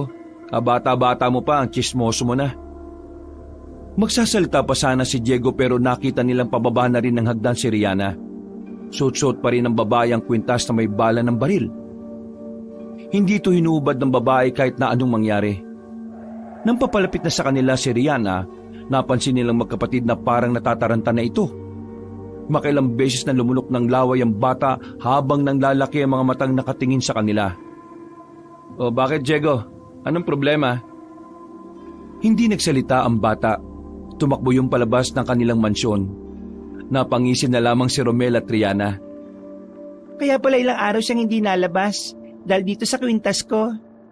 Basta, wag na wag mong hubarin yan ha. Kailangan na kailangan mo yan sa lahat ng oras. Mabilis na lumipas ang oras. Sumapit na rin ang kinabukasan. Abalang-abala na ang mga tao dahil maaga pa lang nagsimula na ang botohan. Nauna nang bumoto ang magkapatid. Dakong 9:00 ng umaga tapos nang bumoto ang magkapatid. Ganon din ang matandang si Lolong na pasimple namang tumabi sa kanila. Pasimple lang din silang nag-usap dahil maraming tao sa paligid. Nababahala sila na baka makahalata ang mga tauhan ni Mayor Pascual. Unang-unang bumoto si Mayora. Tapos na siya. Huwag kayong mag-alala. Nasa ligtas na lugar na siya. Plan B ni Papa, kapag nanalo si Mayora, utusan ni Papa na iligpit siya. Hindi makakalapit sa kanya ang aswang. Marami akong nilagay na pangontra sa palibot ng mansyon niya. Nakahinga na maluwag si Romel, pero kahit na ganon, ay hindi pa rin naman siya naging kampante. Batid niyang iba ang nagagawa ng mga taong natatalo sa laban na gusto nila. Magdamag silang nag-abang kung kailan matatapos ang bilangan. Inabot na sila ng madaling araw dahil ilang beses na nagluko ang machine. Mga dakong 3:00 na madaling araw habang nasa sala ng mansyon at nag-aabang ng resulta, nagiinuman silang 4. Kaharap ni Romel at ni Rihanna ang kanilang ama at si Inigo. Ano na kaya nangyari? Bakit ang tagal lumabas ng result? Kalma ka lang. Ganyan din naman ang nangyari nung unang butuhan. Hindi ba? Hindi mo kailangan mag-alala. Mga tao natin ang nasa loob ng bilangan. Mamaya lang makakatanggap na tayo ng tawag. Malamang sa malamang, mabuting balita ang maririnig natin. Oy, kayong dalawa dyan. Hindi ba kayo masaya na mananalo na si Dad? Ano? Paano kung dinaya tayo? Muntikan ng mabuga ni Rihanna ang iniinom sa sinabing yon ni Romel. Gusto niyang matawad sa sinabi ng kanyang Kuya Romel. Hindi ka ba nakikinig, kuya? Mga tao ni Dadang nasa loob ng bilangan, kaya malabong tayong madaya. Tayo ang mandadaya. Sinakyan na lamang ni Rihanna ang sinabi ni Romel para hindi makahalata ang kanilang ama sa mga kilos nila. Maya-maya pa, tumunog na rin ang cellphone ni Mayor Pascual. Agad-agad na napatayo si Mayor Pascual at saka sinagot ang tawag na yon. Lumayo ito at tumanaw sa bintana. Yes, hello! Noong mga sandaling yon, kinakabahan na si Romel. Hindi dahil baka matalo si Mayor Lita, kundi dahil sa magiging reaksyon ng kanilang ama kapag natalo ito sa botohan. Nang makita nilang nawala ang ngiti sa mukha ni Mayor Pascual, napahawak na si Rihanna sa braso ni Romel. Are you sure na hindi ako lumamang sa bilangan? Are you kidding me? Lahat ng nasa loob ay puro mga tao ko. Kaya paano matatalo ko binayaran ko silang lahat? Anong sinabi mo? Pinalabas silang lahat at pinalitan sila? Ha?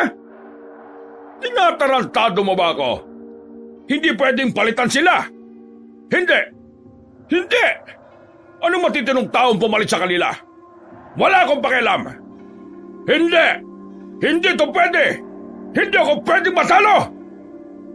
Sa galit ni Mayor Pascual, binato nito ang cellphone. Dinampot nito ang flower vase at saka binasag sa harapan nila. Anong nangyari? Hindi pwedeng manalo matandang babae na yon.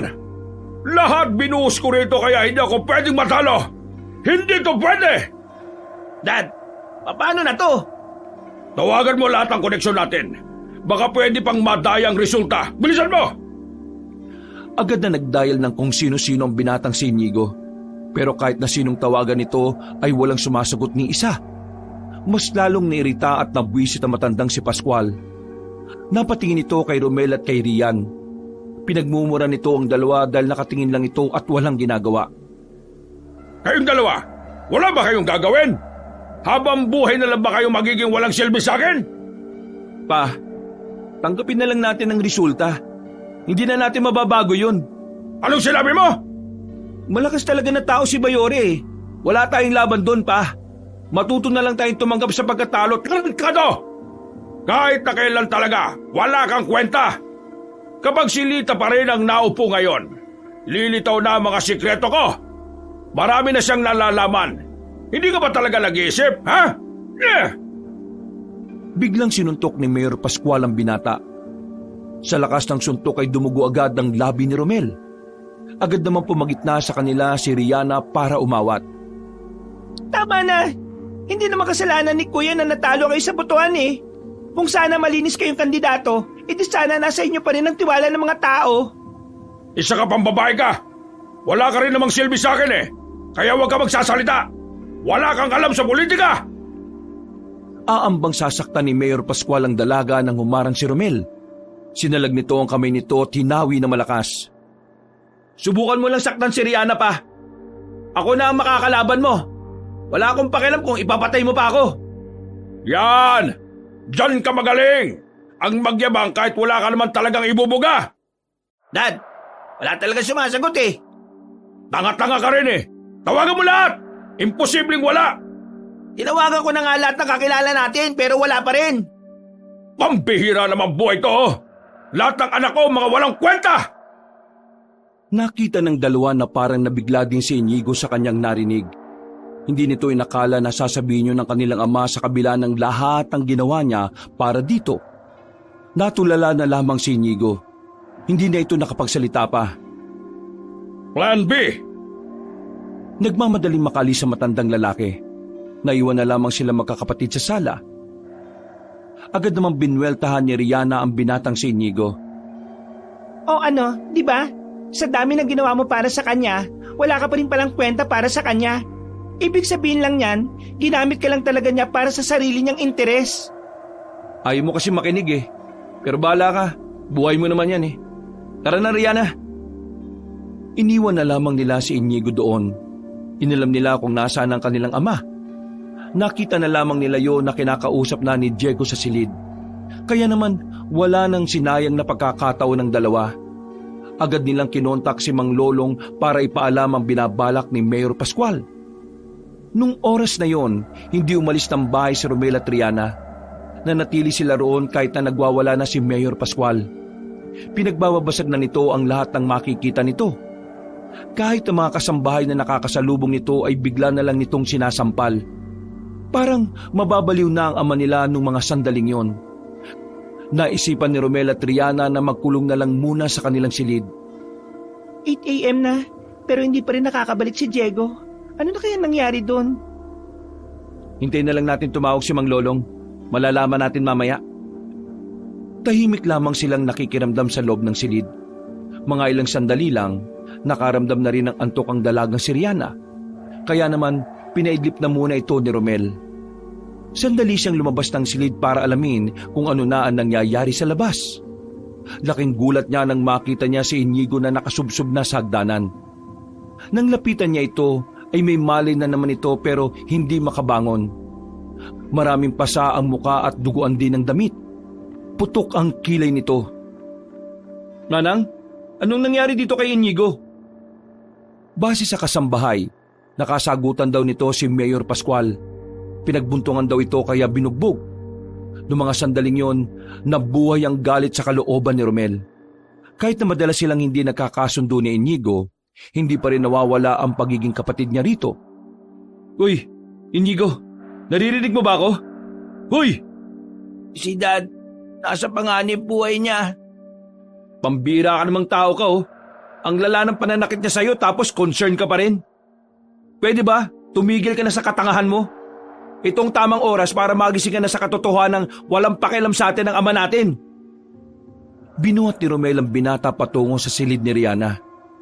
Sakto namang nagising ang dalaga at maging ito rin ay nagulat sa kanyang nakita. My gosh! Ano to? Hirap siyang makalakad.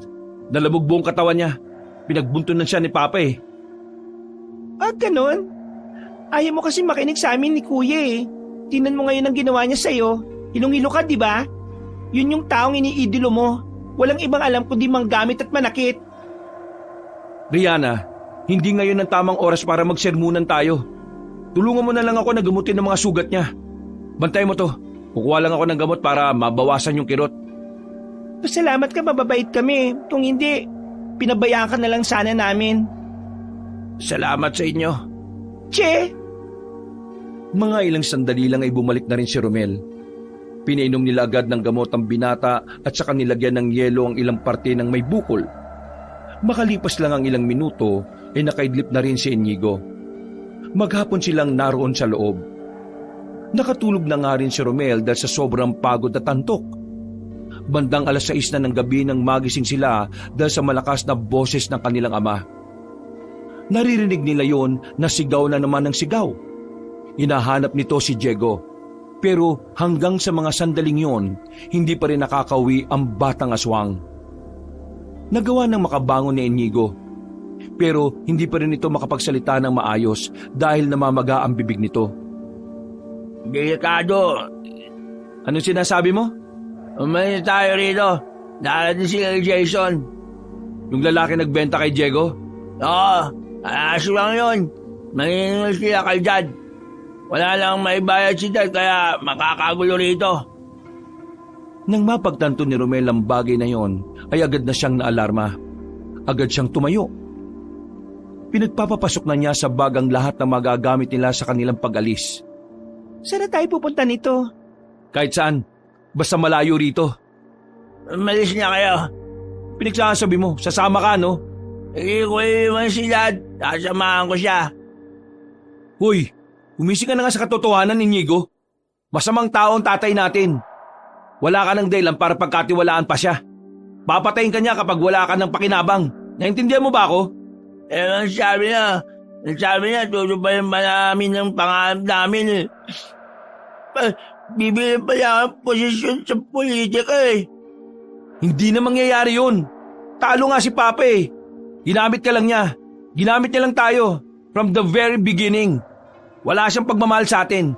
Kaya nakikiusap ako sa'yo. Gumising ka na sa katotohanan, Inigo. Iligtas mo sarili mo. Narito pa kami ni Riana. Kami ang totoo mong pamilya. Bakit? Bakit ito ginagawa? Bakit? Tanga ka ba? Malamang magkakapatid tayo. Pero marami akong ginawang kasalanan sa inyo eh. Nako, saka mo na isipin niya mga yan. Ang malaga magkakasama tayo. Natatandaan mo ba yung sinabi sa atin ni Mama bago siya nawala? Protektahan natin si Riana dahil tayo ang kuya niya. Hindi ko yung kaya mag-isa. Kailangan kita, Inigo. Huwag ka na kasi mag-inarte dyan. Makinig ka na lang sa amin. Saka na tayo mag-usap-usap sa mga kasalanan mo sa amin. Kung nakikita tayo ni Mama ngayon, magagalit sa amin yon kapag iniwan ka namin. Wala nang nagawa pa si Inigo. Inalalayan na ito ni Romel. Bago pa makaakyat si Mayor Pascual, lumabas na rin sila. Pero dumaan na muna sila sa silid ni Inigo para kumuha ng baril. Wala silang ibang bababaan kundi ang bintana lang. Kinuha nila ang kumot at yun ang pinantali nila sa bintana. Naunang bumaba si Rihanna. Pinasunod naman ni Romel si Inigo. Nang marinig na nila ang tinig ni Mayor Pascual na nasa second floor na, nagmamadali nang makababa rin si Romel. Inakay niya ulit si Inigo. May daan sa likuran ng mansyon na sa mga sandaling yon ay walang nagbabantay. Doon na sana sila dadaan. Ang kaso nga lang, bigla na lang silang nakarinig ng mga putukan sa paligid. Dumating na ang mga aswang para singilin si Dad. Sa halip na makalabas na sila ng mansyon, napilitan silang magtago sa storage room na naroon lang din naman. Halos 5 minuto rin nilang narinig ang mga putukan. Maya-maya pa, tumahimik na rin ang buong paligid. Lalabas na sana sila sa likuran pero nakita nilang may mga aswang sa parting yon. Kaya naman pumunta sila sa gilid ng mansyon. Naghahanap sila ng pwede nilang malalabasan. Pero agad silang napatago ulit sa gilid nang marinig nila ang tinig ni Jason. Kausap na nito ang dating mayor na si Pascual. Sinabi ko naman sa iyo, di ba? Pagkatapos ng eleksyon, kapag hindi ka nakabayad, ito ang mangyayari. Pero alam mo ba kung bakit ako galit na galit ngayon? Nakikiusap ako sa iyo. Bigyan mo naman ako ng tamang panahon. May mga natitira pa akong negosyo. Ibibigay ko sa iyo ang lahat ng yon. Huwag mo lang akong patayin. Wala na akong pakialam sa negosyo mo. Galit ako, hindi dahil sa pera. Galit ako dahil patay na si Diego. Ha? Patay na yung bata? Pinatay siya ng mga manunugis. Pinatay siya. Hindi sana siya mamamatay kung hindi mo pinasugod sa balwarte ng mayor na yon. Ang usapan natin, pagtapos na lumabas ng resulta, tapos na rin ang trabaho ng bata. Pero inutusan mo pa rin siya. Dahil sa ginawa mo, wala na siya. Patay na siya. Abay, hindi ko kasalanan. Yung kasalanan mo yun. Dahil buhay ang nawala, buhay din ang kapalit. Lumapit sila sa bintana at sumilip sila sa loob ng sala. Nakita nilang nakaluhod ang kanilang ama. Umaangil ang mga aswang at mararamdaman ang matinding galit ng mga yon. Habang nag-uusap-usap pa ang mga yon, nakiusap si Inigo kay Romel. Mel, ligtas mo si Dad. Ha? Nababalik ko na ba? My God, ito na naman tayo. Please, ligtas mo siya. Kawawa naman si Daddy. Masamang taon tatay natin. At itong nangyayari sa kanya, karma niya yan. Kaya huwag kang maawa sa kanya. Sige na. Nagmamakaawa ko sa'yo, Mel. Ligtas mo si Daddy. Sige na. Umiyak na naman si Inigo ng mga sandaling yon. Para itong bata na nakikiusap. Mabilis na lumambot ang puso ni Romel kaya kahit na alam niyang delikado, pumayag siya sa gusto ng kanyang kapatid. O sige na. Kukuha lang ako ng tiyempo. Kuya naman, mapapahamak tayong tatlo sa gagawin mo eh. Pero hindi pinakinggan ni Romel ang dalaga. Mas nangibabaw ang awa nito kay Inigo. Kaya naglakad na si Romel para makakuha ng mas malapit na pwesto at nang makita niyang papaslangin na ni Jason si Mayor Pascual, hindi na ito nagdalawang isip pa. Binaril niya sa ulo si Jason kaya agad itong bumulagta. Pinagbababaril din niya ang mga ibang aswang na nasa gilid. Mabuti na lang talaga ay nakapag-aral siya noon kung paano gumamit ng baril. Nagpulasa ng mga aswang, lalo na nang damputin ni Romel ang Armalite sa lapag. Niratrat niya ang mga yon. Parang mga natatarantang mga pusa ang mga aswang. Dahil nakabulagta na ang pinuno ng mga aswang na si Jason, napilitan na lamang ang mga aswang na umatras. Nagmamadali silang umalis bit-bit ang kanilang pinuno. Nang mawala na ang mga yon, ay saka pumasok ng mansyon si Inigo at Rihanna. Halos mayak naman ang kanilang ama. Ang barumbadong matanda ay parang biglang naging mabait at kung sinong nagmamakaawa. Diyos ko, sabi ko na nga ba't hindi niyo matitis ang ama ninyo? Huwag kang matuwa dahil hindi ko to ginawa para sa'yo. Ginawa ko to dahil sinabi ni Inigo. Gusto ka pa rin niyang mabuhay kahit ganyan ang ginawa mo sa kanya. Inigo, anak. Maraming salamat. Patawarin mo ako. Wow, biglang anak niya ulit. Sige na, kailangan na nating umalis. Baka mamaya may bumalik pa rito. Isasama natin ng isang yan? Nagkatinginan si Inigo at Romel. Sabay silang napatango.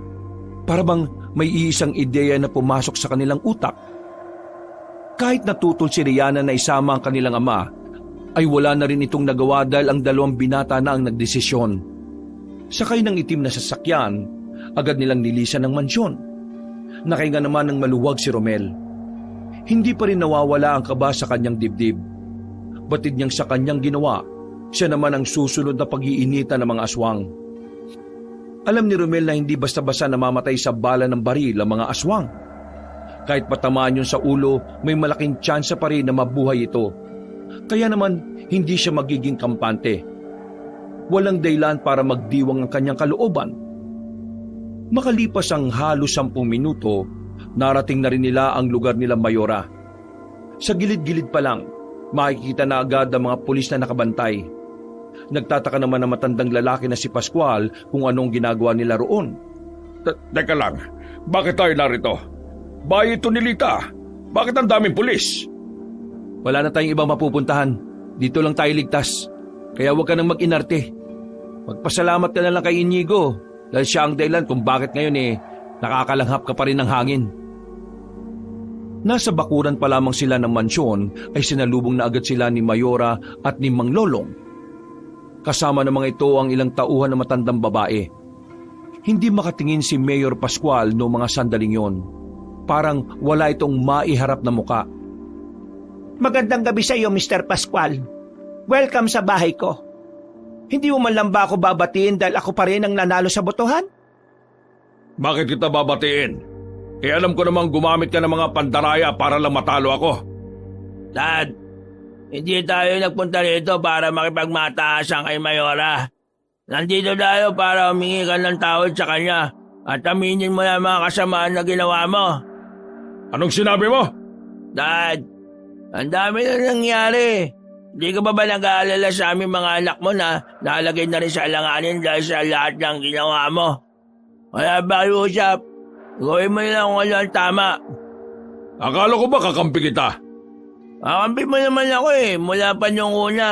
Kahit binagbog mo ako at nawasak ng bibig ko, dirap na ako magsalita. Pero, alam mo, wala kang pakialam sa akin Nakakapagod ka nang intindihin. Nakakapagod ka ng samahan. Nakakapagod ka ng ipagtanggol kahit na alam kong mali ako. Pati sarili ko, hindi ko nakilala dahil lang sa kakaintindi sa'yo Hindi lang sa kagustuhan kong maging proud ka sa akin Kaya please lang, do the right thing. Para naman kahit paano, pwede pa rin kitang ipagmalaki. Na kahit marami kang ginawang masama, ginawa mo pa rin ang tama sa bandang uli. Hindi ako papayag. Ako?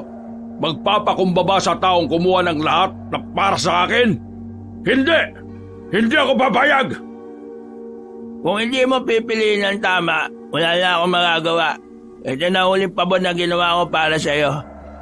Pero hanggang sa mga puntong ito, wala kang ibang inisip kundi ang sarili mo lang. Takpin nyo na ito. Ikulong nyo sa loob. Habang hindi pa natatapos ang problema sa mga aswang. Dito na muna natin siya ikukulong. Hindi siya pwedeng mapahamak dahil kailangan niya pang malitis at pagbayaran ng kanyang mga kasalanan. Inigo, ano to? Traidor ka rin kagaya ng dalawa mong kapatid? Wisit ka? Pagkatapos kitang pag-aralin at palakihin ng maayos, lahat binigay ko sa'yo. Tapos ito isusukli mo sa akin? Hinawakan na ng mga kalalakihan na matandang lalaki. At kahit magsisigaw ito ay wala na rin itong nagawa. Bumuntong hininga na lamang si Romel. Dismayado siya sa kanyang ama dahil kahit na anong mangyari, wala talaga yung planong magbago. Halika kayo rito sa loob. Dito na lang ako sa labas. Bakit ayaw mo sumama sa loob? Kasama ako ni Dad sa pagplano kung paano pabagsakin si Mayora. Wala akong karapatang pumasok sa bahay niya. Hindi kita sinisisi. Naging anak din ako. At naiintindihan ko na ginawa mo lang yon para mapasaya ang magulang mo.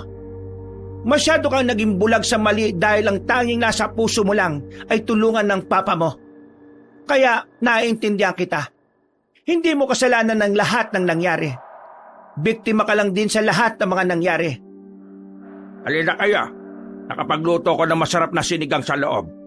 Lutong albularyo yon. Unang tikim, magiging mukhasim. Nauna nang pumasok ang dalawang matanda. Sandali pang naiwan ng tatlong magkakapatid sa labas. Nagalangan pa rin si Inigo ng mga sandaling yon. Nahiya ako eh. Nahiya ako sa inyong lahat. Bakit pa mabait pa rin ngayon sa akin? Dapat, galit kayong lahat ah. Lalo na kayong dalawa. Di ko alam ang mararamdaman ko. Mas lalo ko lang nararamdaman na napakabasura ng pagkatao ko. Ang drama mo, kuya. Kaysa umayak ka dyan, dapat sinimulan mo ng gumawa ng paraan para makabawi sa lahat ng kasalanan na ginawa mo, no? Una na ako. Gutom na ako eh. Inakbayan ni Romel ang kanyang kapatid. Inalog-alog niya ito ng saglit. Isipin mo na lang na magsisimula tayo ulit. Kaya huwag ka nang mabahala sa mga iniisip mo. Kami ang pamilya mo, Inigo. Kami ang makakasama mo. Sabay na silang pumasok sa loob ng mansyon ni Mayora. Makakasama silang kumain. Ang gabing yun ay naging payapa lamang para sa kanila. Pagkatapos nilang kumain, pinakyat na rin sila sa taas. Pinagamit sa kanilang bakanting kwarto sa taas. Magkakasama silang tatlo sa iisang silid. Dito na lang kami sa baba. Diyan ka sa kama, Rihanna. Dito na lang kaya yan. Damog pa katawan yan eh. Hindi, ayos na ako rito. Matulog ka dyan. Palalamig ang katawan mo rito sa baba. Ay, hindi ako sanay na ganyan kakabait ngayon. Napapailing na lamang si Inigo. Pero natawa na lang din sila ni Romel nang makaiga na sila. Unti-unti na ring nakatulog si Inigo at Rihanna. Hindi makatulog si Romel noong mga sandaling yon. Kaya naman lumabas siya ng kanilang silid para makausap si Mang Lolong. Naabutan naman niya itong nagmumuni-muni sa bakuran ng mansyon. Nilapitan niya ito at ngumiti naman ito sa kanya kaagad. Ah, bakit hindi ka pa natutulog? May gumugulo siguro sa isipan mo, ano? Iniisip ko po kasi yung mga aswang eh. Hindi ko alam kung ano ang susunod na mangyayari. Susunod na mangyayari? Dalawa lang yan. Una, hahanapin nila ako dahil pinaslang ko yung batang aswang. Pangalawa, hahanapin nila kayo dahil itinakas nyo yung dating mayor. Ano bang gagawin natin ngayon? Wala akong ideya kung paano lalabanan ng mga aswang. Maraming tauhan na inihanda si Mayora. Pero kailangan pa rin natin maganda. Hindi natin pwedeng iasa lahat sa mga tauhan niya dahil panigurado, gigil na gigil sa atin ng mga aswang. Yung pinuno yata nila, nabaril ko sa ulo. Pero alam kong hindi pa siya patay eh.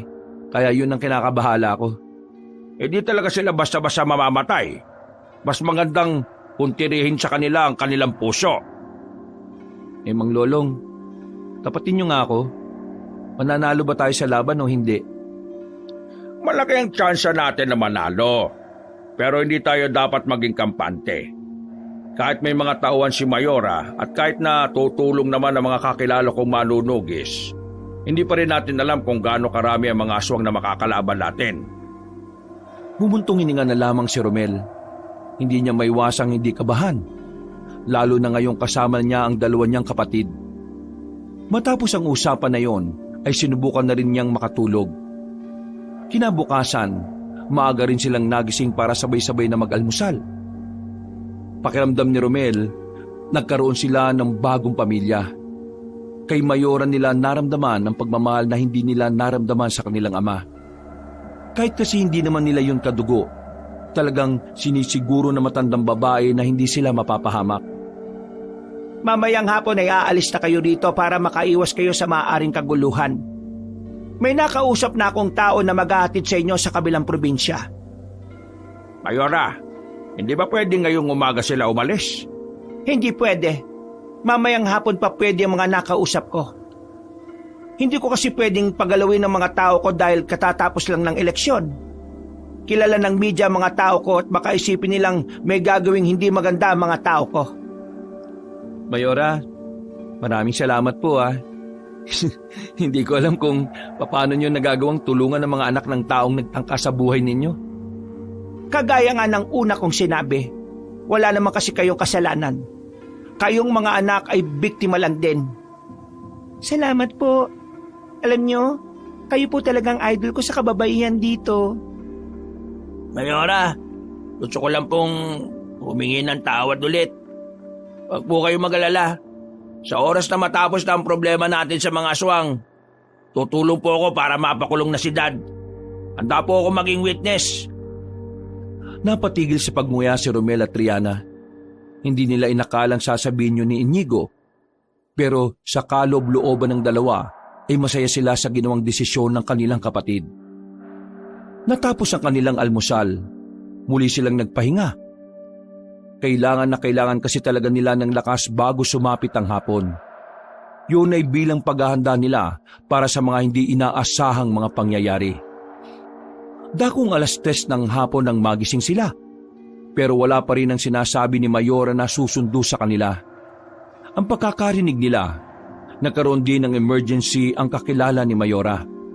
Kaya naman, nagsisimula na silang gumawa ng paraan.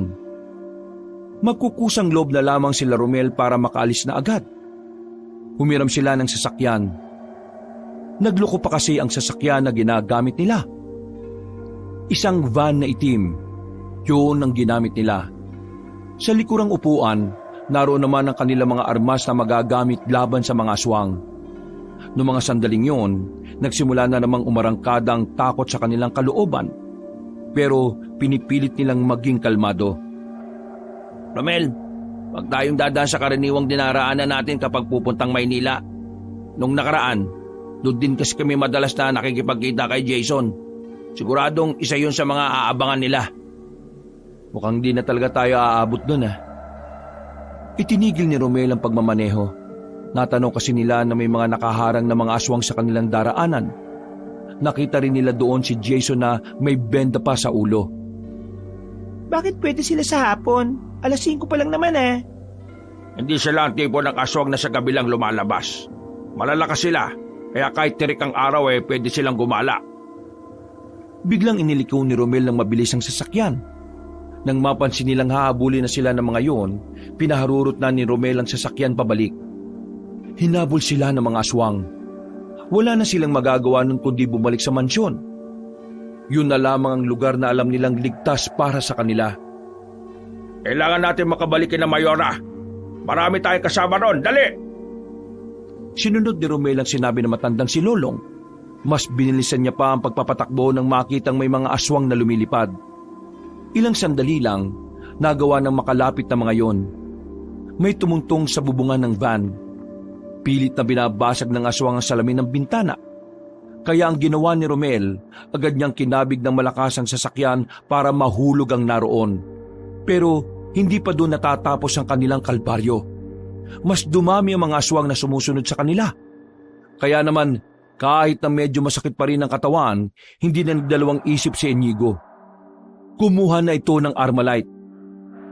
Rihanna, alalayan mo ako. Dudungaw ako, babarilin ko sila. Sasabayan na rin kita, iyo. Binuksan nila ang sliding door. Sabay silang dumungaw doon at niratrat nila ang mga aswang na sumusunod sa kanila. Nang matamaan ng mga yon, ay agad namang nagsibagsakan ng mga yon.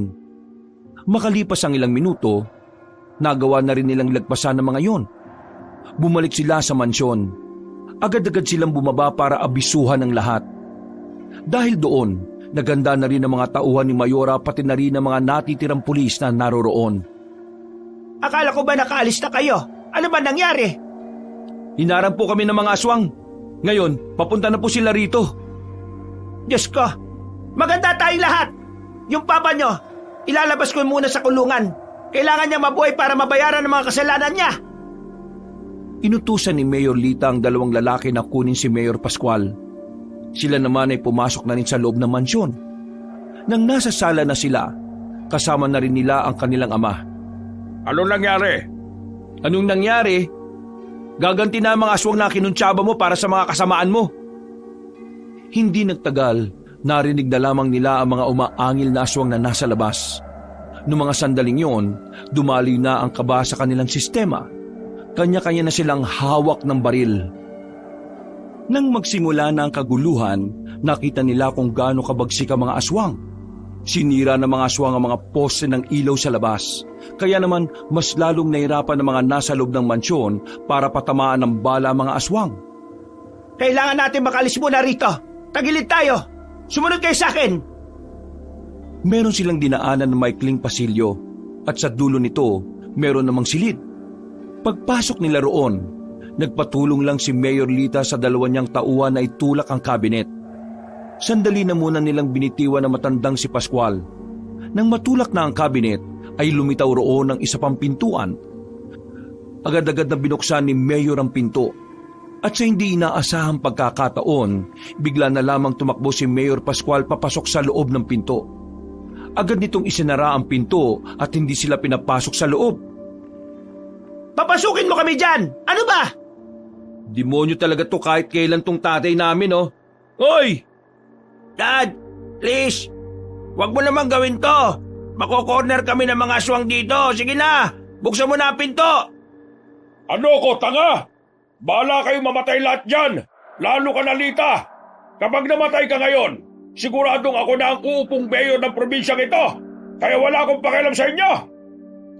Kahit na kailan, wala ka ba ng ibang iniisip kundi ang politika? Napakasama mong tao! Kahit ano pang sabihin nyo, hindi na magbabago ang isip ko. Bahala na kayo mamatay dyan. Mga ilang sandali pa, naramdaman na lang nilang paparating na ang mga aswang. Nakita na lamang nila si Jason na nasa pasilyo. Kaya naman, hindi na nagsayang ng pagkakataon si Romel. Niratrat nila ng bala mga aswang sa pasilyo. Sa dami nun, naubos na ang bala nila. Kaya naman, ang tanging armas na lamang nila ay ang mga itak na nasa tagiliran nila. Sa bintana! Dito na tayo dumaan! Binasag ni Romel ang salamin. Habang nasa pasilyo pa ang ibang aswang, isa-isa na rin silang lumabas. Ang kaso nga lang, hindi pa man sila nakakalayo ay naharang na sila ni Jason. Saan kayo pupunta? Tatakasan niyo mga ginawa niyo kalokohan? Si Dad ang may kasalanan sa inyo, hindi kami. Hindi na sila pinakinggan pa ng aswang na si Jason. Bigla na itong nagbago ng anyo. Pumangit na ang mukha nito at saka dali-daling gumapang patungo sa kanila. Buti na lang ay humarang agad si Mang Lolong. Agad nitong hinataw ng hawak na itak ang aswang na si Jason. Tinamaan naman yun sa katawan, pero hindi pa rin yun umubra. Nahawakan ni Jason si Mang Lolong sa leeg. Nang makita nilang paigpit ang pagkakasakal, hindi na nagdalawang isip si Romel at si Inigo. Lumusob na rin sila para iligtas sa matandang si Lolong. Pero ng mga sandaling yon, hindi pa rin talaga umuubra ang mga ginagawa nila sa aswang na si Jason. Hindi tayo dapat mawalan ng pag-asa. Kaya natin ang isang yan. Pangkaraniwang aswang lang siya. Pagbabayarin ko kayo sa lahat ng ginawa nyo, lalo na kay Diego. May inilabas na punyal ang matandang si Lolong. Kulay pilak ang punyal na yon. Nang muling lumusob ang aswang na si Jason sa kanila, nagkaroon na ng pagkakataon si Mang Lolong para itarak ang punyal. Nasaksak ni Mang Lolong si Jason sa hita. Dahilan para bumagal ang kilos nito. Nanlalaki rin ang mga mata nito. Hindi makapaniwala sa ginawa ng matandang si Lolong. Ay aswang, katapusan mo na ngayon. Mauna ka na, tanda. Uugod-ugod ka na kaya kailangan mo ng humimlay. Romel, Indigo, lusob! Sabay-sabay sila, pero binalibag lang ni Jason si Inigo. Dahil naman doon, nagkaroon ng pagkakataon si Mang Lolong na makalapit. Hindi na namalayan ni Jason na nakatarak na ang punyal na pilak sa dibdib niya. Nang hugutin niyo ni Mang Lolong, umagos agad ang dugo ni Jason. Gegewang-gewang ito na parabang matutumba na. Mamamatay na ba siya? Mabisang pamatay sa mga aswang ang kahit na anong pilak na gamit. Kaya hindi na rin magtatagal yan. Tumingin pa ng masama sa kanila si Jason bago ito tuluyang bumagsak. Nang malagutan na ng hininga ang pinuno ng mga aswang, saka naman dumating ang mga manunugis na kasamahan ni Mang Lolong. Ang mga yun na ang umubo sa mga natitirang aswang. Kalaunan, naipanalo na rin nila ang laban. Naging maduguman ang gabing yon, pero nakahinga na rin sila ng maluwag. Samantala, nang lumabas naman sa silid si Mayor Pascual, dinakip na rin ito agad ng mga pulis. Hoy, Inigo! Tulungan mo ako! Sabi mo sa kanila na wala akong kasalanan. Hindi ba anak kita? Tulungan mo ako! Naririnig mo ba ako, Inigo? Hoy! Hindi na nagsalita pa si Inigo at pinagmasdan na lamang nila ang kanilang ama habang hila-hila ng mga pulis. Napapabuntong hininga na lamang si Romel. Samantalang napayakap na lamang sa kanila si Rihanna. Sandamukal na bangkay ang inalis sa mansyon ng mayora noong mga sandaling yon. Ang mga bangkay ng mga tao ay nailibing na maayos, samantalang ang mga aswang naman ay sinunog. Mula noon, naging mapayapa na rin ang buhay ng tatlong magkakapatid. Sa wakas, wala na rin ang nagpapahirap sa kanilang kalooban. Nahatulan ng patong-patong na parusa ang kanilang ama. At ayon sa kanilang pagkakaintindi, sa kulungan na rin ito mamamatay. Makalipas ang 5 buwan, nagsariling sikap ang tatlo para makapagpatayo na lamang ng maliit na negosyo. Tinulungan sila ni Mayora bilang ganti na rin sa kanilang pakikisa tungo sa kapayapaan. Tis-tis lang, aahon din tayo sa negosyo natin. Ang mahalaga naman ngayon, kuya, marangal at legal ang negosyo natin. Parang kailan lang ang gulo ng buhay natin, no? Pero ngayon, nakakahinga na ako na maluwag. Pakiramdam ko, safe na ako kasi kasama ko kayong dalawa. Nagyakapan na lamang ang tatlo. Kahit na nawala sa kanila ang lahat ng yaman na nakasanayan nila, magkakasama nilang tatahakin ng panibagong buhay na may pagmamahal, pagkakaisa at higit sa lahat, tiwala nila bilang magkakapatid. Wakas,